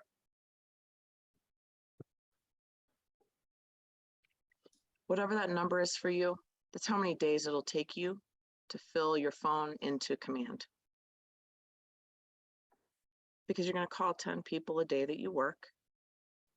And so that's working days, right? I don't expect, I mean, if you guys don't work Saturday or Sunday, that's cool, right? But if you work Monday through Friday, that's how many days it'll take you to load your entire phone database into command. And so adding 10 people a day, which means you're going to have 10 conversations a day. And that's going to, if you haven't already started, it's going to start today. It's going to be awesome. Okay. And we're going to start that off. And the thing you want to do is you want to be like Jerry Seinfeld. Don't break the chain. Every day you work, you get it done. So for Aaron, it's going to take him 98 days to load that in. But if he's already started, he's already ahead of the game, right? And what this would be the first day of you creating a system for yourself. So this is the first day that you're actually going to you're going to act like the CEO and have a formal system. And the systems are set up to make your business easier and manageable for you. So if you're stressed, if you're overwhelmed, it's because you're not utilizing a system. You got to put some stuff into action. Good. So in 98 days, when Aaron's done with his phone, well, then he's going to open up LinkedIn. Then he's going to look in LinkedIn and see who he has as contacts in there. Then he's going to look on Facebook and he's going to see who he has as contacts on there that he already hasn't uploaded. And you might just have a name for somebody. But in Command, you're able to tag someone that you actually are Facebook friends. Not that you're going to put you could put their Facebook link in there, but I mean, you can use Command however you like. I don't put that in there. But you can also tag all these people. So Diana, when she calls 10 people, some of them might be her Texas friends, but that is okay. Because when she puts them into Command, she's going to tag them as Texas. And she's going to start, after she does her 10 calls today and her 10 texts, or she's going to write handwritten notes. I don't care. You can do whatever you want. I don't care, right? After she does lead gen every day, she does a little business work, like adding something, or she's going to watch a training video on CTM. But so today she's actually going to start creating a Texas smart plan. And that smart plan is going to be an email that goes out every month to the Texas tagged people. So it's specific to all of her friends and family in Texas that says, hey, I know you know that I moved to Texas, or I moved to Colorado, and it's been a fabulous transition, and I love my home here, and I love living here. It's everything we dreamed about. And I started my new career as a real estate agent, and I'm working for the largest brokerage firm in the world. Keller Williams has agents in every state in the United States and in 23 other countries. I don't know what it is, right? And so wherever you're moving, I can help you find an agent that's going to help you make the best choice for your blah, blah, blah, yada, yada. Do you get where I'm going with this whole thing? And so that's going to be the first email. And then the second email, because you can create them and be staggered to go out every month, is going to say, hey, I hope you and the family are doing well. Sending my love from Colorado. If you were thinking about making a move, blah, blah, blah, reach out to me and I'll hook you up with someone.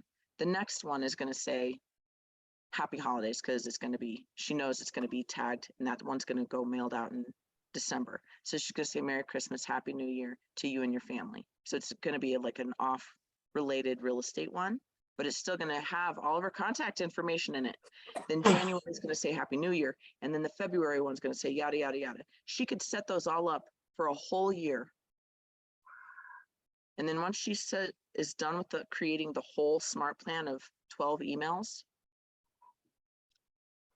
and by then she'll probably have hopefully she has everybody. But if she adds someone new into that smart plan, it kicks off. So I don't know if you can tag it per holiday. So maybe you don't want to do holidays, but maybe you want to do a real estate one, a light one, a real estate one, a light one, right? And counteract it. But she could set up an email smart plan for a whole year to all of her Texas people to ask for referrals.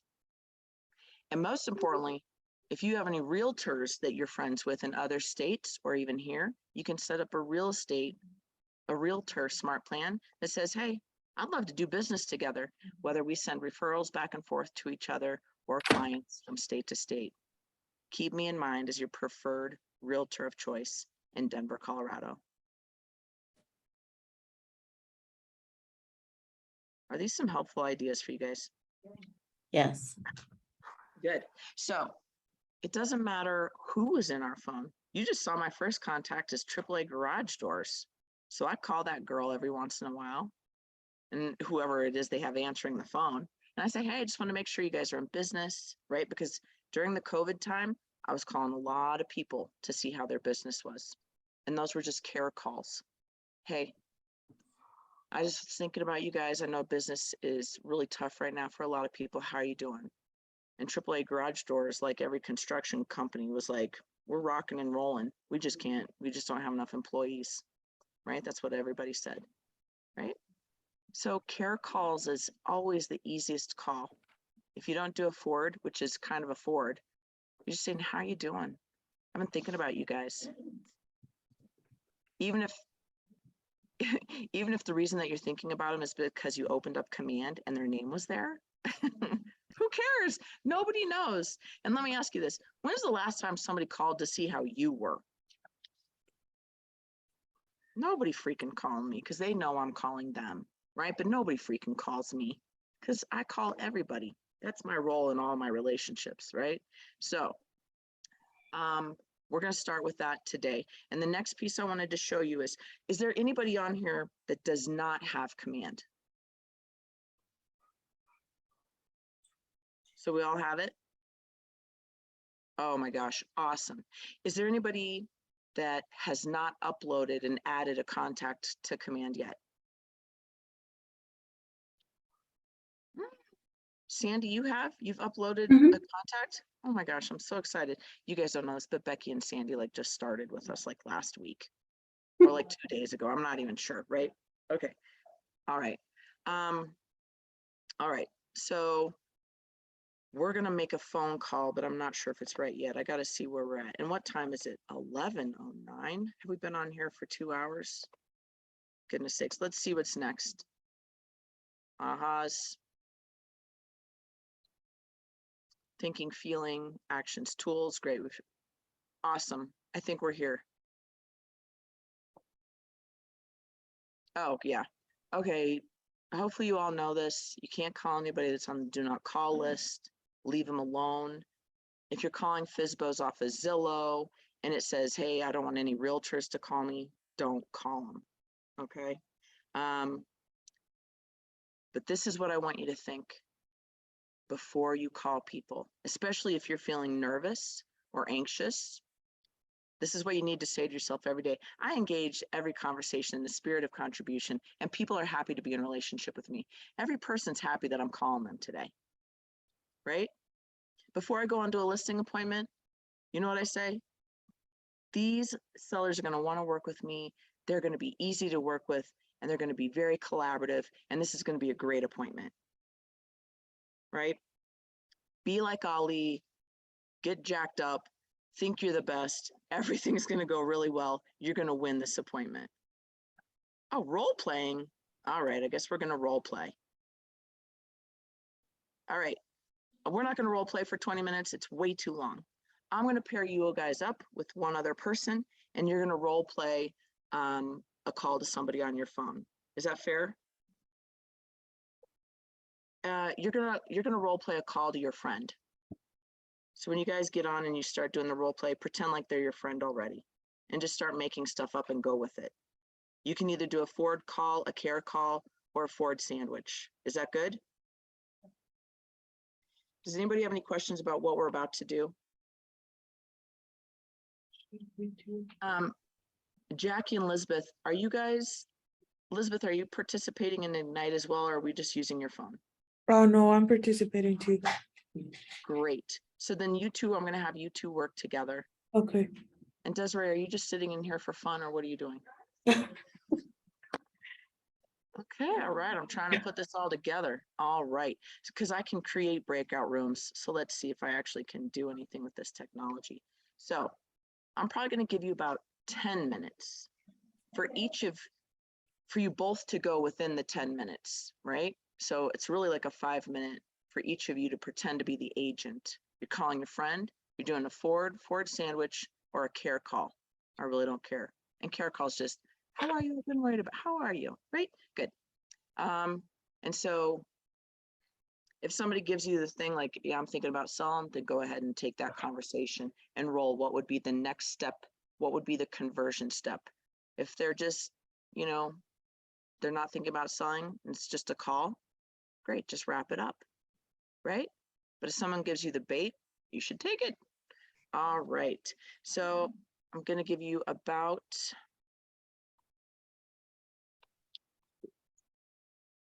a couple minutes. How can I? Any questions? And then can you mute it?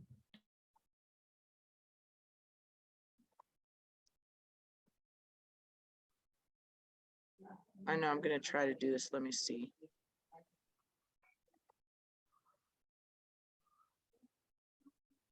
And who'd we say? Jackie and Elizabeth are gonna be in a room by themselves.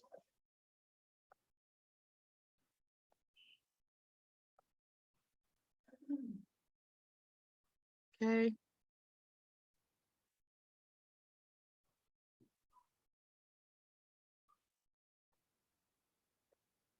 I almost got you set up.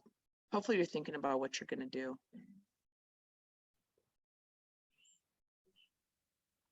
Can I pair with you? Great.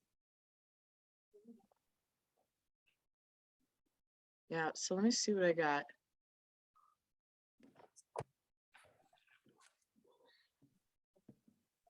Becky, oh, that's what I see.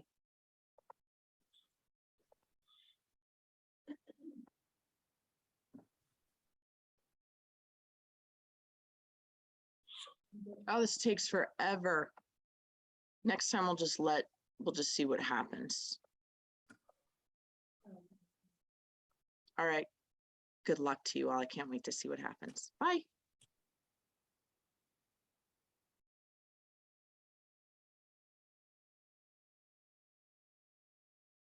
So it's just you and Desiree.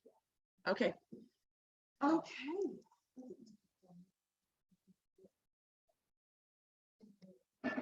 Awesome. All right, so we're pretending we're friends already. Okay. Yeah. Yeah, I know. I'll let you start. Okay, Desiree, how are you? I know. So where are you looking at? Oh, nice. I love that place. We actually stayed in Airbnb for a month. And she was, yeah. We said our Airbnb. Don't know. It was a cute little place. It's just a studio apartment. Right, basically across from King Supers, off 285, across from King Supers. Was it part of the house? It was a little gray house. They had an acre of land. Okay, would have been ours then. Okay. Oh, really? Yeah. Yeah. Okay. Yeah, we were close to it. We wanted to. Oh, nice. Well, we love staying in Airbnb. We were actually looking for a house at the time. We moved from, Texas, and now we're living in Everett. How do you like it? No, we love it. I absolutely love it. Really good house. So yeah, and I saw on Facebook that you're getting ready to start a new workout, and you're doing some awesome stuff there in Elephant Park. Yeah. I have been using it. But everyone's cool, I'm still doing my kickboxing, 24-hour fitness and loving that, but I do have to travel quite a bit for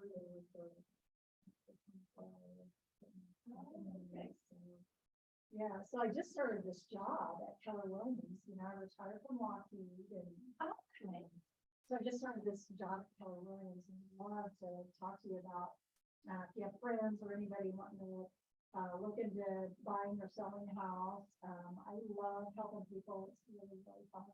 So let me know if you ever know of anybody looking for. Well, I will definitely keep you in mind. It's so beautiful. It's such a great place to live. Yeah. I understand why people think. Yeah, a lot of people come from Texas. It's a lot of people from Texas. It's so hot there. So yeah, so we do have a lot of friends that actually even considering that. So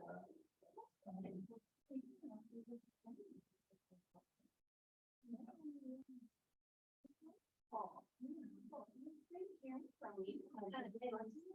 I'll keep you in mind.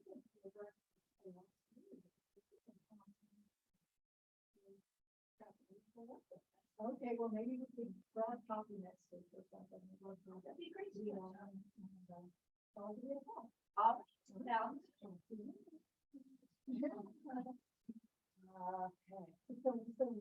just Oscar, how long are you gonna play?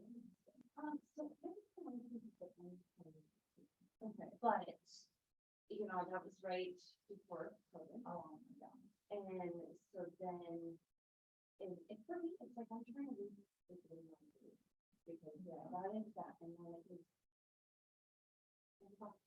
And then I started jumping to the late touch and realistically, it was like I felt kind of overwhelmed, and then I'm like, I feel over. I was university area too. Right. So I started working full time. I was just important. Real estate. Right. But then I started 2011. Last year, still working full time. Here. We also a buyer. We bought a property that I had all those, and then we modeled that property for a few months. So now that that's done, it's like it's a full-time job.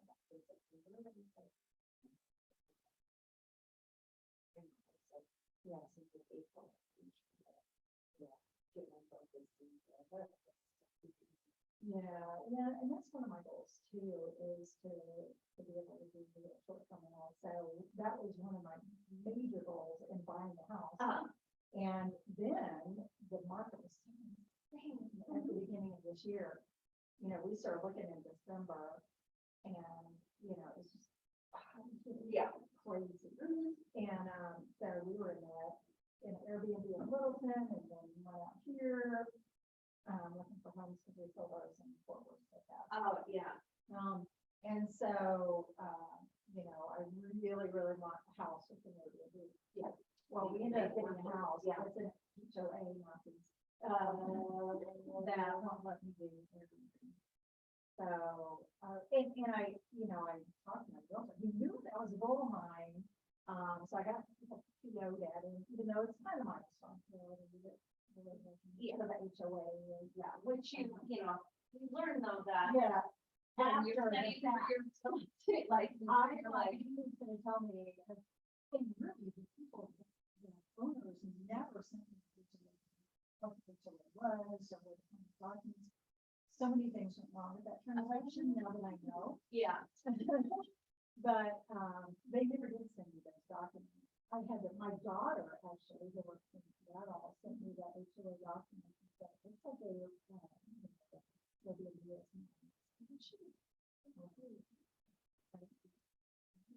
I don't know. Yeah, it's not, it helps you though, that, yeah, experience, like you,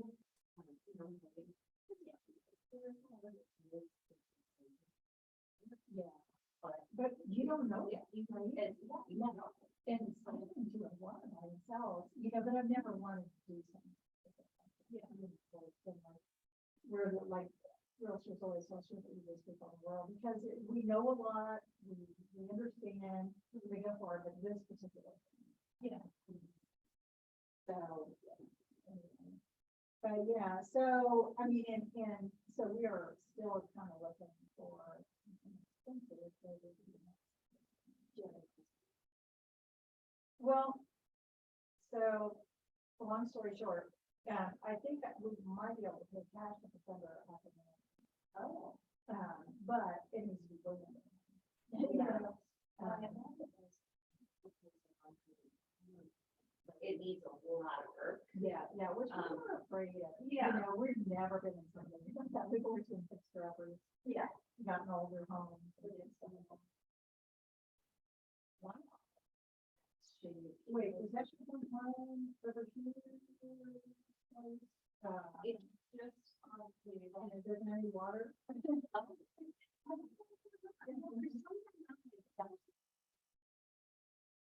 Yeah, like Well,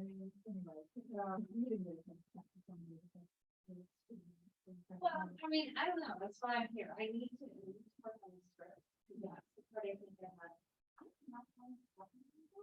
it's bringing up the problem. That never hurts.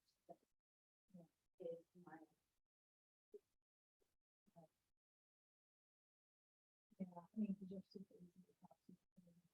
I know, right, and that's what I was talking to the. Doing that conversation. Yeah, I'm really looking for people that. Yeah.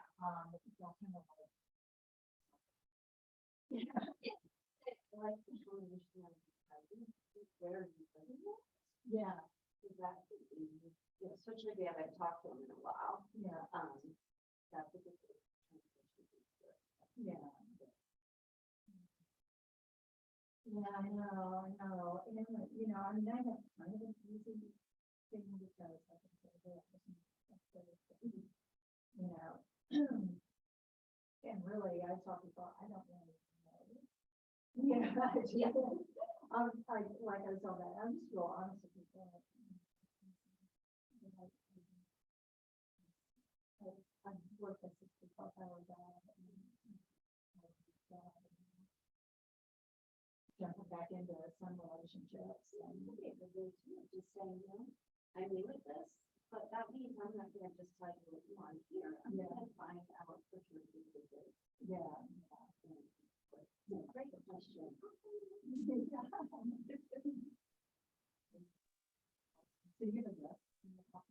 No, I just, you know, take one forward. Really, so what are the dates? I don't know about somebody that. I don't know if there is. Yeah, I don't know. I was trying to find out. It's something. It was wonky in a little while. Okay. It's a little wonky. I was supposed to do everything on my phone and sometimes it just doesn't. That's why I just need to do it. And I would love to know if there's little Jody thing. Maybe put some of those people as. Sandy, that's on today, is new. She'd be great. Yep. Or maybe not. Personal, There's also, partner, and then, because I'd like for you to be like the big one. well, I am, and I'll be, you know, we meet. Did we set a meeting for October? Yeah. Okay, good, because, yeah. Because I set one with Sandy, I set one with you, I think it's Nolan, I'm not sure if I set one with her, so. It looks like you have about 6 or 7 people. I actually have, in my new agent coaching, I have 1, 2, 3, 4, 5, 6, 7, 8, 9, 10, 11, 12. Well, you're all supposed to come to my lead gen labs on Monday. Oh. Yep, and everybody's supposed to come to coaching on Thursdays, but some people, like Dan is in California right now. Okay. Yeah. Coaching on Thursdays, but since we have Ignite, we're not doing coaching. So this is where we're at. All right. Welcome back. How did it go? Did you do a good job? Yeah, it went really smooth. Good. Did your partner do a good job? Yes, she did. It felt like really natural. I feel like that's one of the biggest things with doing like calling like that is just you don't want it to feel forced. It has to feel genuine and it has to feel like they are actually just calling because they were thinking of you. And I thought my partner, Diane, did a really good job of that. Great. And it should, like, these are people you know, or you have their phone number for some reason. And so you already have some kind of relationship established with these people, right? It's just checking in, how you doing, right? And like I said, not everybody knows why you're calling them. And some people are really going to welcome the phone call. That might be the best thing that happens to them that day. Isn't that sad? It's so true though. So I wanted to tell you, I have this friend, like when her name pops up and I have to text her, I love Pinterest. Like I'm a little obsessed with it. And so if I see her name come up as I'm supposed to contact her, I'll find a cute hairstyle or usually because we talk about hair so much, and I'll text her this picture on Pinterest and say, hey, just thinking about you. I saw this today and it made me think of you. I thought you'd like it. Right? That's a cute little text and it has nothing to do with real estate, but she sees my name. And I hope she remembers because every month she gets an email from me. And I see her at book club like every 6 or 7 weeks. So, right, I have like this layered effect of lead generation. I want you to think about how many times do you see a Pepsi product ad at a store, on television, maybe across your Facebook feed, in print? Think about that layered effect of their marketing. That is what we're doing. Does it make sense? The call though, and the face-to-face are the most important. You are the face of your business. You're Pepsi. You're it, right? But people don't know that they need you until they need you. And so that's why we have to stay in front of people. It's not their job to remember that we're in real estate. It's our job to remind them. Ariel, do you want to say something? Oh, I'm sorry. No, my dog was just harassing me here. Sorry, I'm listening. Right. So if you're friends with somebody and they have a dog like your dog, maybe you just send them a text picture of a dog, a cute dog doing a cute thing, something on Instagram, you tag somebody on Facebook because you think they also might like that post, right? So think about how you're really layering this communication. And so every day it's 10 new people. 10 new people that are not new to you, but it's just 10 new people that you get to share something interesting. And my big thing with lead gen is I like to pick one subject and share it with all those 10 people. So I don't have to come up with something individual for every person. However, if I've got, Anne, who's my hair girl, and then I've got Becky, this other girl who she don't care about hair. She don't care. I'm, like I am going to have to customize it. And we already talked about this with Mark. Mark's like, I got some people who want this and some people want that. Pay attention to what people are telling you that they want. That's part of our job, is to be attentive to what kind of person are they. Have you ever read the five love languages? Yes, Okay. You like that? I love that book. Me too. So some of your friends love gifts, and some of your friends need to have their ego stroked quite a bit. And some of your friends love quality time, and some of your friends love words of affirmation. And if you can figure out what the love languages of those people, you might build that relationship and that rapport a little bit quicker and make it a little bit tighter. I'm not saying, you give gifts to everybody, but, if you knew it was somebody's birthday and you wanted to send them a card or flowers, because that they love getting gifts, that's quite a gesture and that will go quite a long way. Right? So think about how you know people. And it does become revealing the more you get to know people. And so you're going to also think about that when you're going on a listing appointment and when you're talking to someone on the phone, a seller that said, I'm thinking about selling. Well, great, Chris, tell me a little bit more about your property. What do you love about your home? And they're going to use particular words to describe what they like about their home. You need to pay attention. does Chris tell me, well, it's a 4-bedroom, 3-bath. It's on 0.3 acres. We're one of the biggest lots in this neighborhood.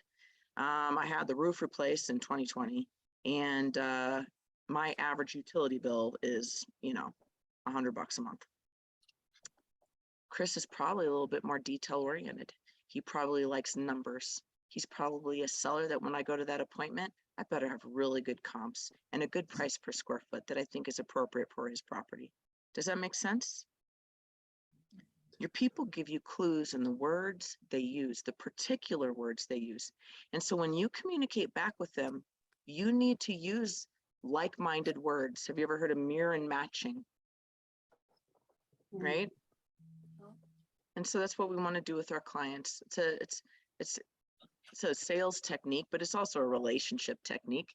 And so we got to pay attention. We want to ask whoever we're talking to good questions and just build that rapport. But we also need to listen to what are they saying?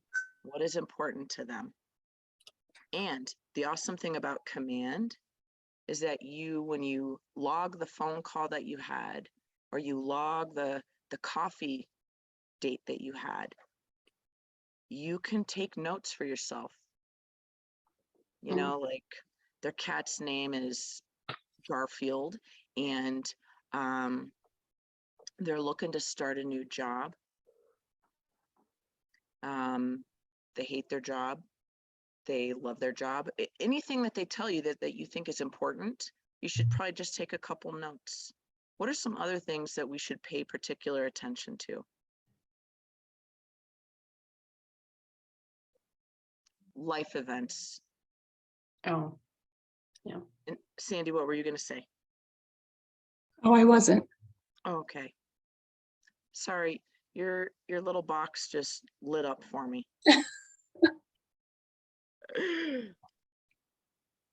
Right, so tell me some life events that we should pay attention to. Marriage, divorce, death. Birth. Birth. Vacations, new jobs. Yep. Anniversaries. Anniversaries, birthdays,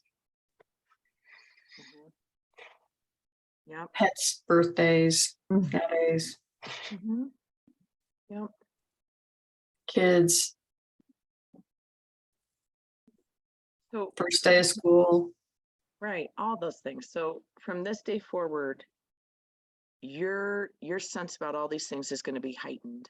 You're going to start paying attention to all these things, especially as birth, death, marriage, babies, divorce, all will probably relate to a move in some manner, right? My mom's sick. We finally had to talk to her the other day about putting her in a home, right? And for you what is your sensitive way of like, that's your job. I could help you.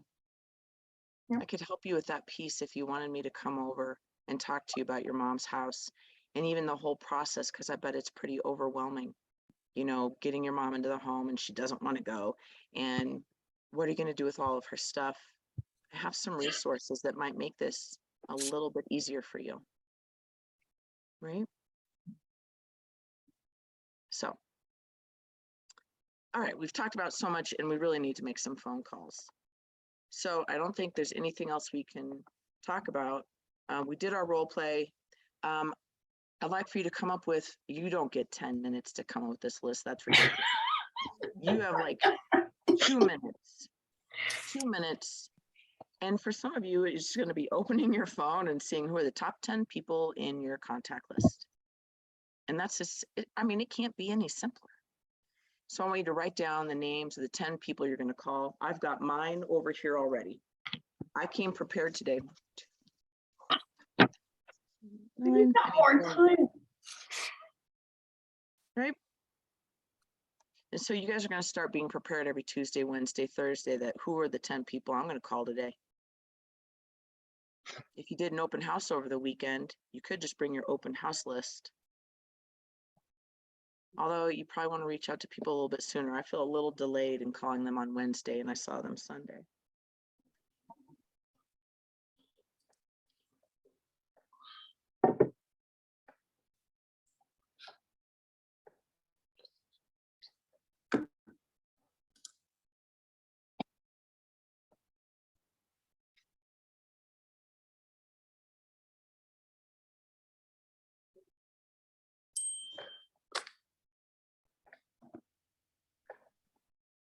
Oh, awesome.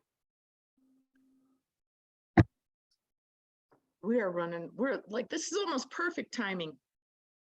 So excited.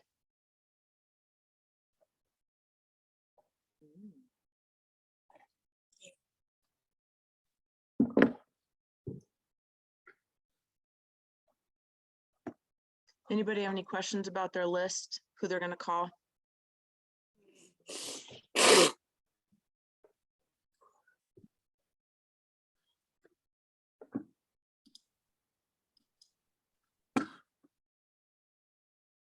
We're basically doing 2.5 hours of training, discussion, business focused ideas for you and your business. And then you are going to call people. You only get 45 minutes. Next Wednesday, when I teach this, I'm going to give you more time to make calls so we can try to get all 10 calls in, which means don't call the chatty person first, please. And I'm going to give you a script of how to get out of a long phone call.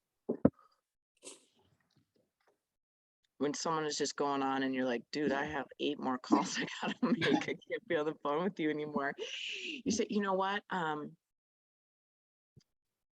Hey, it was so great to catch up with you. I actually got to get in the car. I'm going to go preview a property today, but I'd love to just stay in touch with you. And it was good to have this call today. So I hope you have a great day.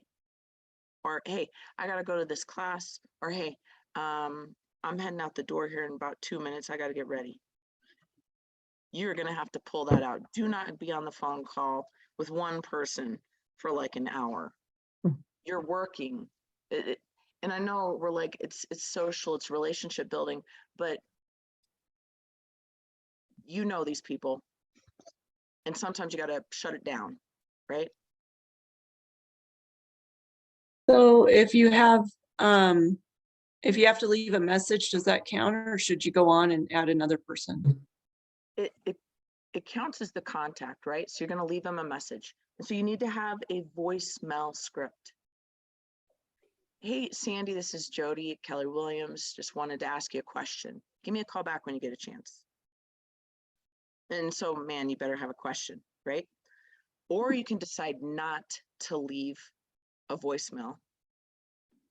Everybody has caller ID. They're going to see that you called, but you didn't leave a message. And why did you not leave a message? I don't know.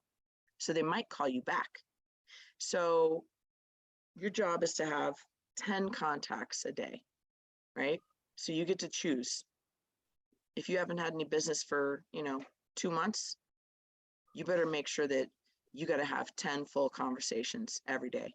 Maybe it's 15 conversations every day, right? You're going to adjust your lead gen based on the amount of business you want to do.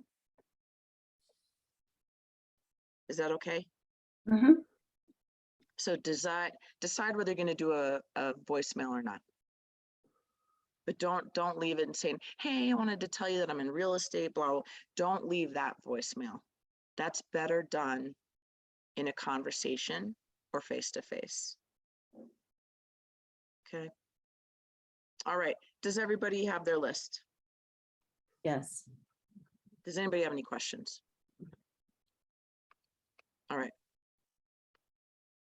I'm going to give us 45 minutes for calls, 30 minutes to do any follow-up. And so we can talk about what that follow-up looks like and any ahas, right? So I want to build that in, that these 4 hours from 9 to 1 include your training, call time, and follow-up. That's what every day's business should be like: preparation, lead gen, follow-up every day, right? Most people don't do 3 solid hours of lead gen a day. They do a little half-hour prep and get ready, 2 hours of lead gen, half-hour follow-up, right? So you could really we could really try to put this together. So if we go for 45 minutes, does that take us to 12:30? Okay, let's come back at 12:30. If you're still on the phone talking to someone, use my script and get off the phone. Unless you're like, I'm going to try to make an appointment here and I'm going to hang on and I'm going to try to see if I can close this, right? So we're going to try to close and try to set an appointment. But if not, if it's just a casual, hey, how you doing? How's life? Cool. Good? Quick question. Yes. So I know like all of the people that I have are working right now. Should I still call and just leave a message or like, I don't know. Yes, I'd call them and leave them a message and say, hey, this is Elizabeth. Just I had a question for you. Give me a call back when you get a chance. Okay. Or you can try to call 2 lenders, try to call 2 electricians, try to call 2 cleaners, and use your local chamber as a resource to get phone numbers real quick. Okay. Right? So your chamber has a website. Ours is goconifer.com for the Conifer Area Chamber of Commerce. And so you can go through that. You just type in what you're looking for and call it. And so be prepared every day that we do Ignite from now on, that you're going to have 45 minutes for calls. And so this is fabulous. We're doing real work today. Okay.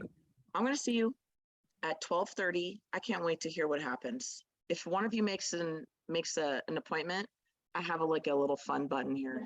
And so I also have another fun button, but we won't press that right now. So, any questions? No. All right. Good luck. No, thank you.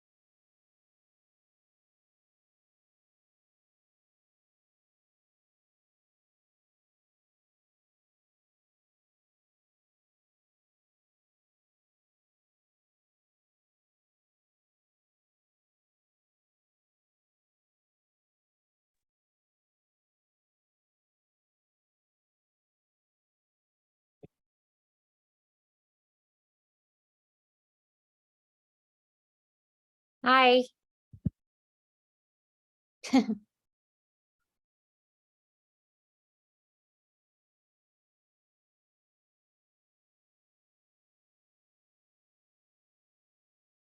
I can't hear you. There we go. There we go. How are you? Hey, I'm well. I felt like I'm flexing that muscle a little bit as far as just reaching out. I'm kind of an introvert by nature, so it's challenging for me to just reach out. I was scrolling through my phone and like I didn't have as many people as I thought, but I am finding a ton of people to put on my vendor list up here. I'm over in Blackhawk, so I'm like reaching out for personal use for our house and also asking if I can add them to my vendor list and finding a lot of people that way. Love it. Is that a good idea, you think? I love the business to business connection. It's an easy conversation, and everyone you meet is a buyer or a seller or knows someone. So, I mean, every conversation, every contact you have is great. I think that's a good route for me to go. I was talking to Robert earlier in our one-on-one chat, and you know, since I'm so far up here, it's kind of challenging anyways for me to meet people, 10 people like that every day. And it's like, I can only just start in my neighborhood and I just have to do it. Mhm. So I love the idea of, you know, I'm talking with Margaret, and I kind of love that idea of just really starting in my neighborhood. And so I just called my neighbors right now and checked in on them, a couple that I know that live around me, and checked in. I haven't talked to them in a while, and they just gave me some great recommendations as far as people to use up here that would love to have the business, and plumbers and electrician. And I even called a couple of the mechanics and, you know, that I use locally. So that's my start. Good. Good. And I met a lender at an open house down in, where was I? Lake Westminster, one of the ones I did down in town. And so he had called me a couple weeks ago, and I just checked on him. So we're going to talk later this afternoon. Mhm.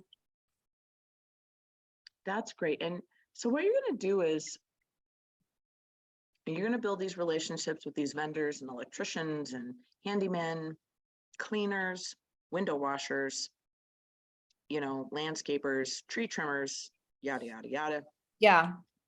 And your job right now is to build those relationships. As you become a more experienced agent and as you see some transactions unfold and come together for yourself, Mm-hmm. you're going to see what it means to have a good lender and a good electrician and a reliable vendor or partner, affiliate partner. And so don't worry right now about like who's fabulous. Just get Okay. some contacts right now. Sure. And then as you're digging through Nextdoor or whatever community Facebook group you're a part of, or you're getting referrals from your clients or your friends or your neighbors, you know, those are the calls you're going to make, and just say, hey, you know, tell me a little bit about your business. What's your specialty? What do you think makes you really stand out? And as a referral partner, right, you're kind of putting it out there. That's what I'm going to say. And as a referral partner, what can I do to help you grow your business? Okay. Right, I'm setting that intention that we're going to help each other. And so wouldn't it be fabulous if he asks me back, well, what can I do for you? Sure. And so as you get more experience, you're going to narrow down your list of who you really want to work with, right? Mm-hmm. So a couple of years ago, like in my third year, I probably had a list of 10 lenders, couple banks, because banks primarily do land, and you know, several others, but nobody really stood out to me except for one guy, and that's our in-house guy. He's always been awesome. He's always been reliable. I finally was able to shoot him some referrals and get him some business. But it wasn't until I had a bad lender that I knew what made a good lender. Yeah. And hey, this is going to happen to all of you. So good luck to you when it happens. But The reason when you find a good lender, that's why you want to ask that lender, what do I need to know? How can I help you? How can we make sure that our clients get through to the closing table? What are hiccups that I should know about?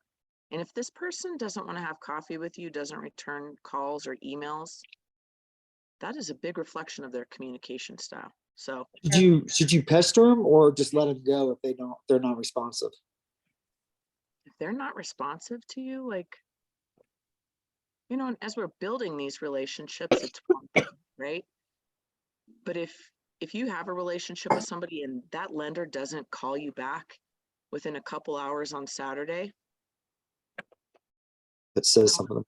I don't use Rocket Mortgage. I don't use Wells Fargo.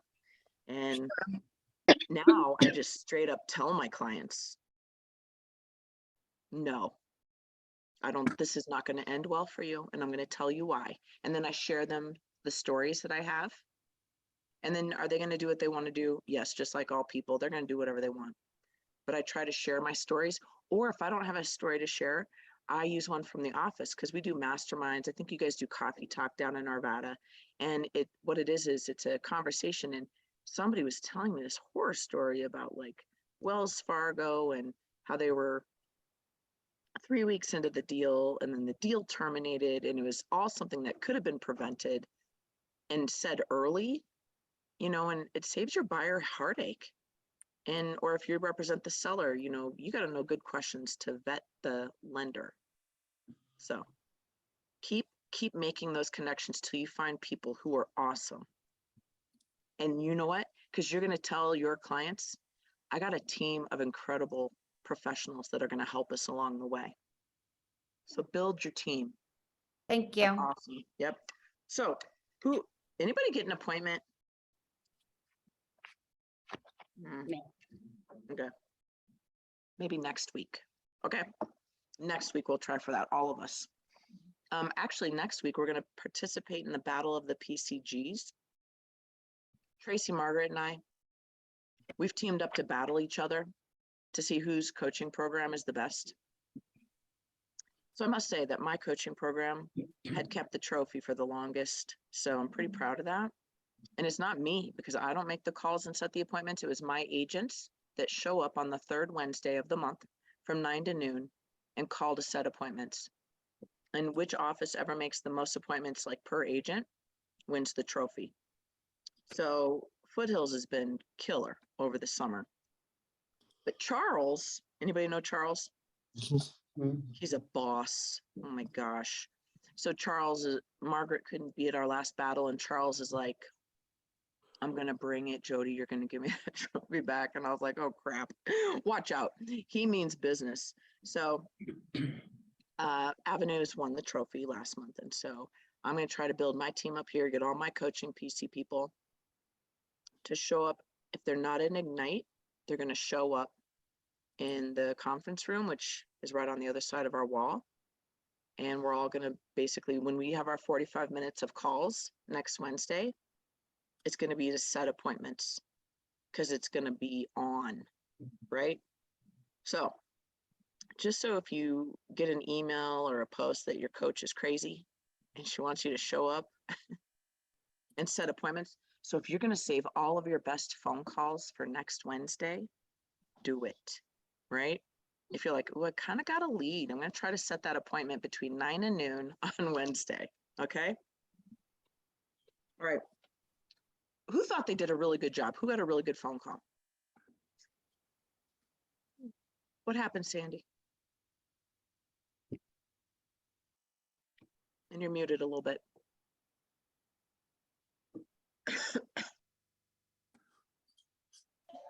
Sorry.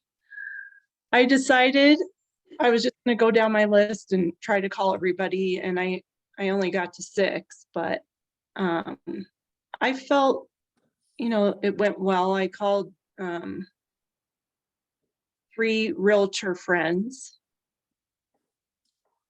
And I have a lunch date set with one of them. One is in Oklahoma, so I was just reaching out to him. He recently moved there.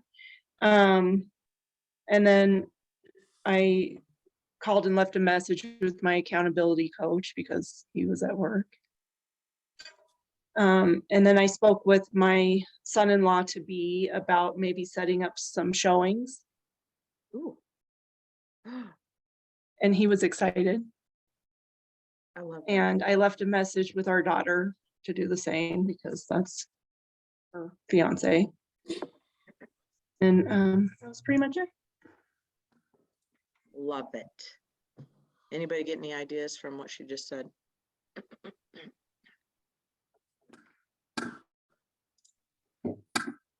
So that's another piece of homework I'd like for you to do.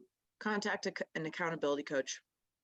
Reach out to your core five, your power team, whatever you want to call it. And then I'd love for you to set some showings in the next week, especially if you've never set showings before.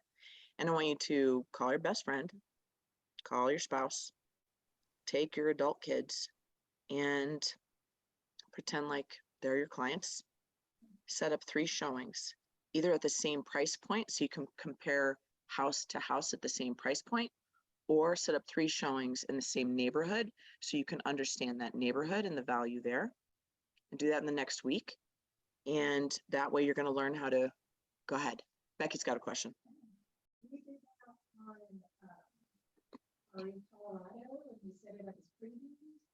You can set it up as previews.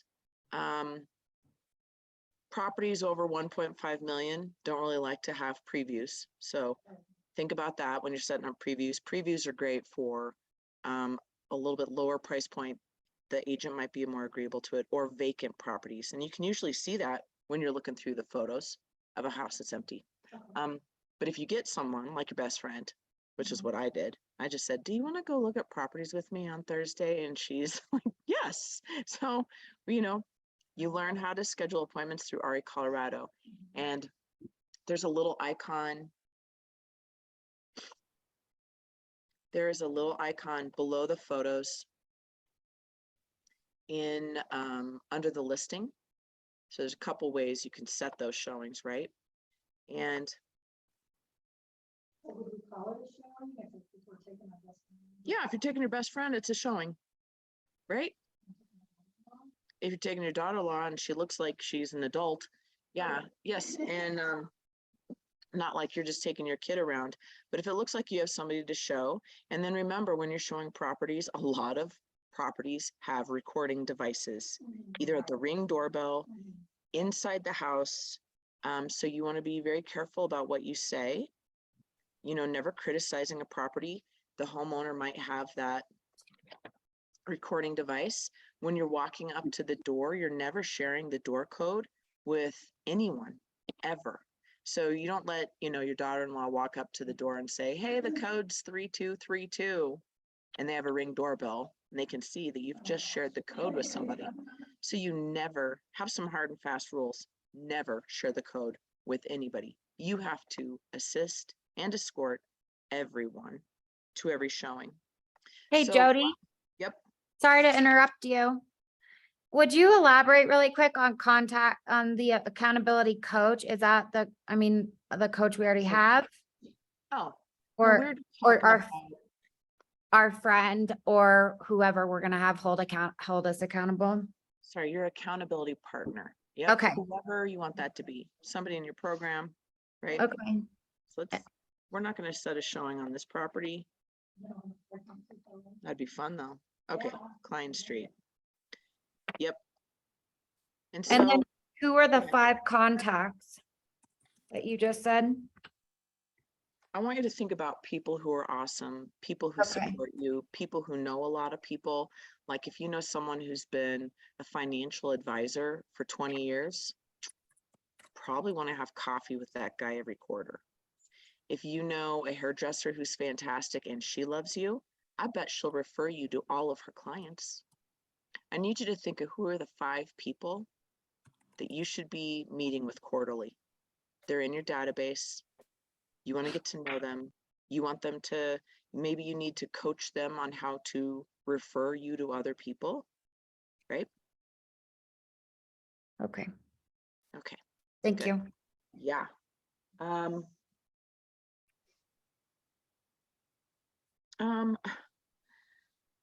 So yeah, if I want to set a showing, this is the page I'm at, right? I'm scrolling down and here's a link. This is for, it's called, what's it called? Showing time.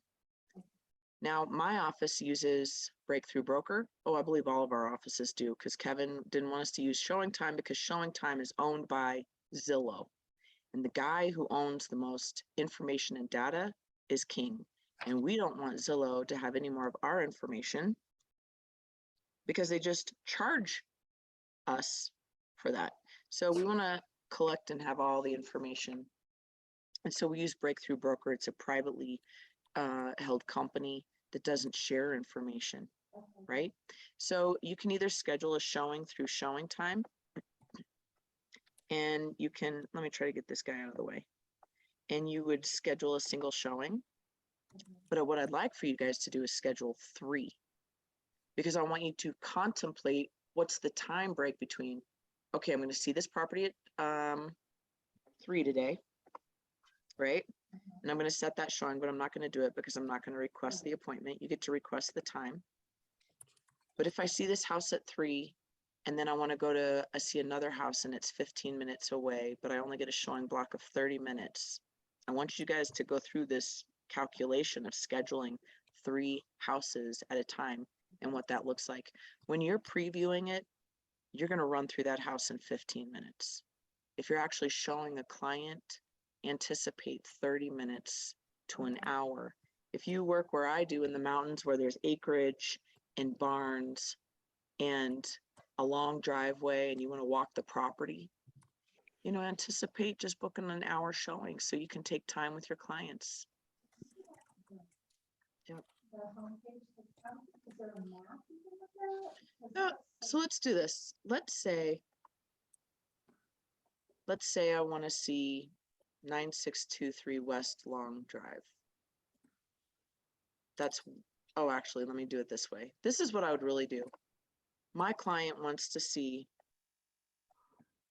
properties in Conifer.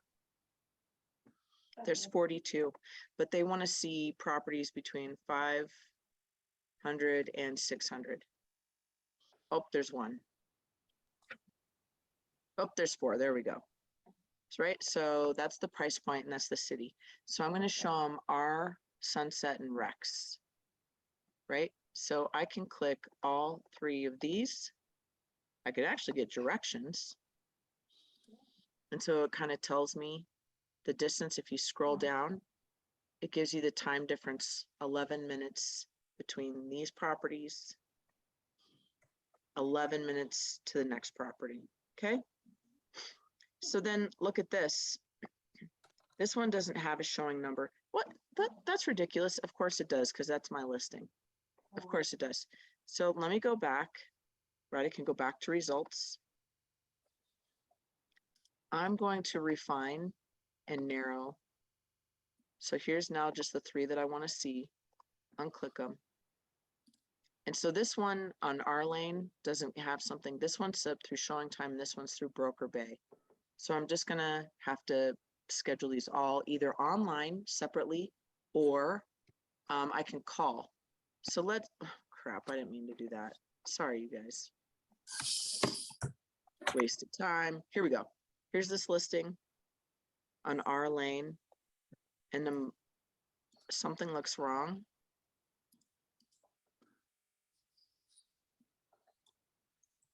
It's 3 beautiful lots. This isn't a house. So that's probably part of it. And if I want to set up showings, it says there is no showing service, no appointment necessary. Walk the property, look in the cabins. The property is currently in a condition that may be dangerous to people not experienced with properties in disrepair. So you guys read all of this. When I'm a listing agent, I fill out information I really want you to know. So read it, okay? And so now I know I can just do a little pop by and go see this one, right? We can walk it when we want. I'm going to go to the next property. So let's say I'm going to see that one at a particular time, sunset. I can schedule right here through Showing Time. And the next one, I know I'm going to schedule through Broker Bay. I'm going to tell you guys, this is what I do. I print out the MLS information for broker. So I have all the information there. I print it out and then I put them in order. And at the top, I write, you know, today's date, and I'm going to show this property at 3. Then the next one, today's date, I'm going to show that one at 4. The next one. And then I write the lockbox codes on here. And I'm telling you this old school way because I live in the mountains where some of our properties don't have internet service. And so I can't just open up my phone when I get text this showing instructions. I just want to make sure I have showing instructions and access to get in every house before I leave. Yep. I'd also recommend, I've done a lot of touring for Redfin before I joined Keller Williams, and I've learned, like, especially outside of Evergreen, always make sure you have navigation set up. So I would usually run an iPad and an iPhone and do Google Maps and Apple Maps. So if I had, like, say, a four home tour, no matter what, I'm bulletproof, because sometimes you're in the out reaches, you can't even get the GPS to load to the next house. Totally true. I went all the way out to Fairplay. This is when I was a babe. First of all, I showed the wrong land in Fairplay, showed the complete wrong piece of land. And then, you know, I turned off my car. So my navigation was over, and then we were done. I was only showing the one piece of land. And then when I got back in my car, Couldn't get home. I don't even know how to get back home. I'm in a Yeah. neighborhood. I was like, holy shit, have a map. Holy crap. Yeah. You know, but this is how you learn. You're going to don't be afraid of making mistakes. You're gonna make 1 million. Just accept it. Just know it now by yourself and get over it, right? And just, yeah, okay. And just move on to the next thing and try to be better next time.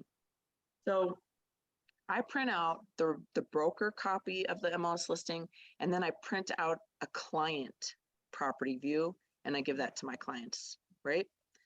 So I'd love for you guys to set up some showings so you can get in houses, and then you can tell people, hey, I didn't realize this, but I was right down the street from your house. Have you seen that house for sale that's right by your house? You know, or you can video, not inside the house, but you can take pictures and post on Instagram saying, hey, just doing my job, you know, checking out new properties, checking out new listings in Arvada, hashtag this, hashtag that, yada, yada, yada. Does that make sense? See how all the work you do, you can market it. You can use it as free marketing for you. Okay. Hey, Jody. Yep. I have a Keller William. I have a couple of places up here I noticed was by Keller William that were the listing agents on that. Is that something where I should call the broker for that? If I want to set it up, always set it up through the showing service. Okay. Always. The only time you're going to call the broker is when it says call broker to set showing, or sometimes brokers need to be at the showing. Okay. Like I had this one listing and it had 2 ponds, 35 acres. I wanted to make sure I was there so I could explain it better, so people had a better understanding of what they were buying. Okay. Thank you. Any other questions? So with showing time, there was one thing I went and I did a preview on a house. They had crayon on the front door. It looked like somebody had drawn on the front door, and I couldn't find any contact information because it was in an HOA that they didn't allow signs. What do we do in that instance? Well, the only way I'm assuming the way you found it was on the MLS. Yeah, I booked it through showing time and everything, and Yep. And so when you're there, you're going to scroll down at the bottom of this MLS sheet is the agent's contact information. Kelly and Jody Dolph, Keller Williams Foothills Realty. Here's our phone numbers and our office number. So just go back to and refer to this sheet for whatever listing you're on. Okay.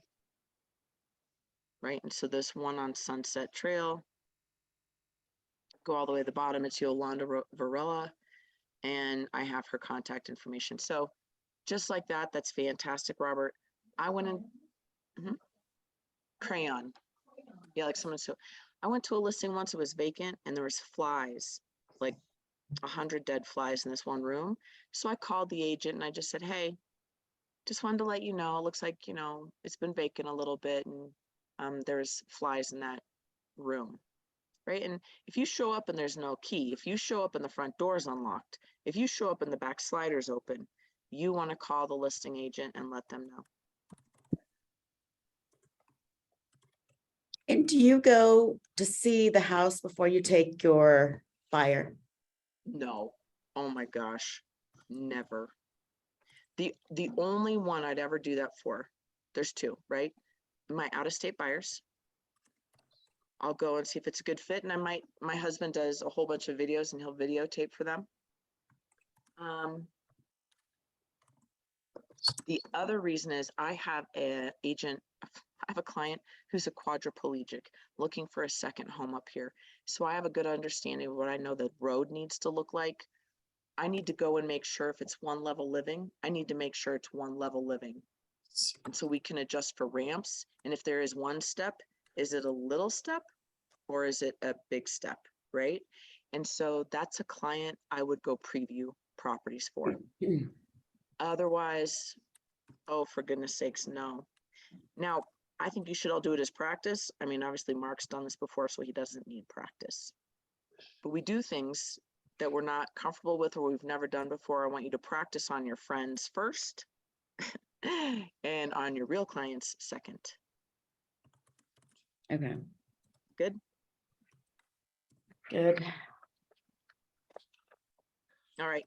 So everybody you contacted today needs to go into command, even if you left a voicemail, right? And so I was doing it kind of as I was doing it because I like that better. So I reached out to Danielle. I called her, but she didn't answer. And so I sent her a text and then she texted me back. And so I add this again.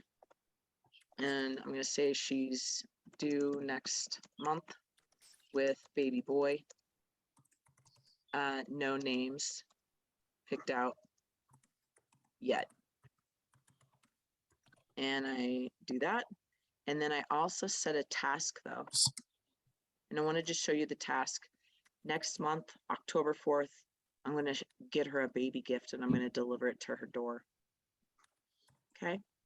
So I set a task and it's going to be on my home screen. There it is. Baby gift for baby boy Munley. And so for everybody you had contact with, that's what you would normally take this half hour of time to log what you've done. And then if you have any follow-up, so I need to go get a baby gift. So I got to get into my calendar right now that I have sitting right here by my computer. Boy, something's cycling, right? And in my calendar, I don't want to go to Target. There's a cute place in Evergreen I want to go and maybe get a little personalized gift because this girl is very posh and her kids have more clothes than I have.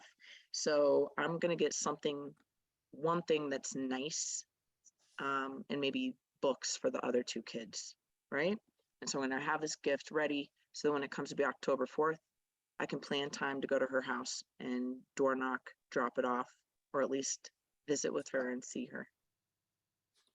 And that's what my lead gen time would look like.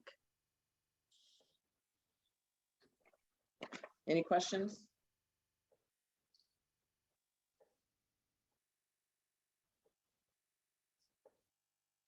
Okay. Well, let's go over an aha or something you're excited about or you're going to add to your business for everybody. I want to hear something that you can take away from today. And we'll start up in the corner of Jackie. After all the stuff we have to do, I'm generally very detailed and organized anyway.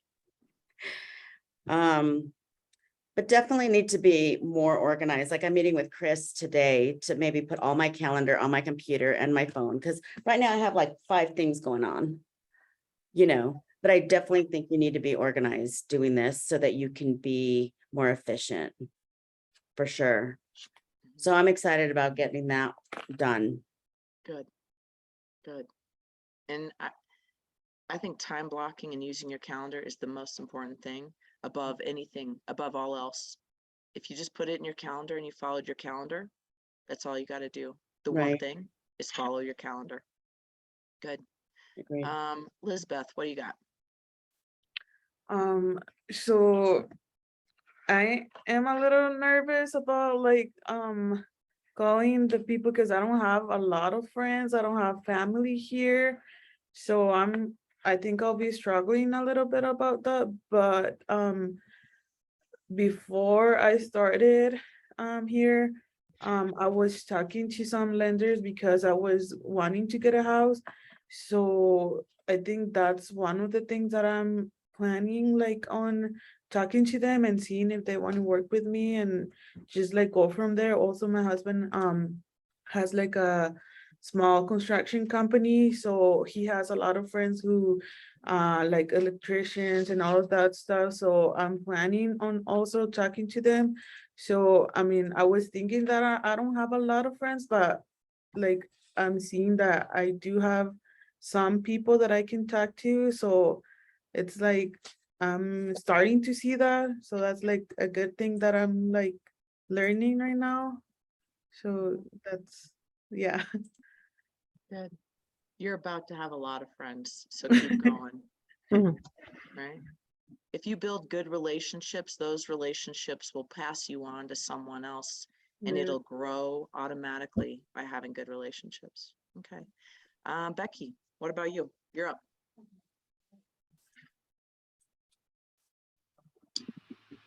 So, well, I'm excited because, the calls I made today I thought were pretty good. Getting in touch with a guy who's a painter, but also has some really good contacts. Getting in touch with our plow guy and our move guy, who is a good contact, but also he's got good contacts here. They're both locals or natives, I should say. I'm a local, but they're natives.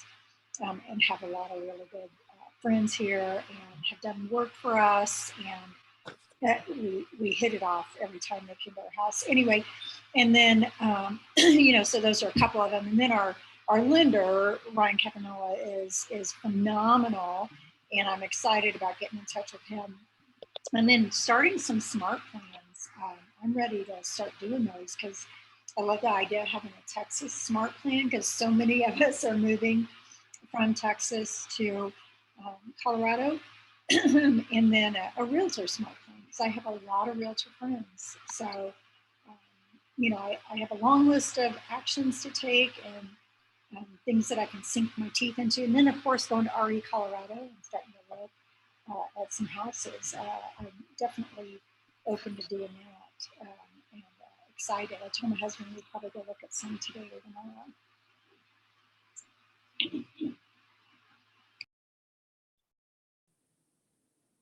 Great. Mark.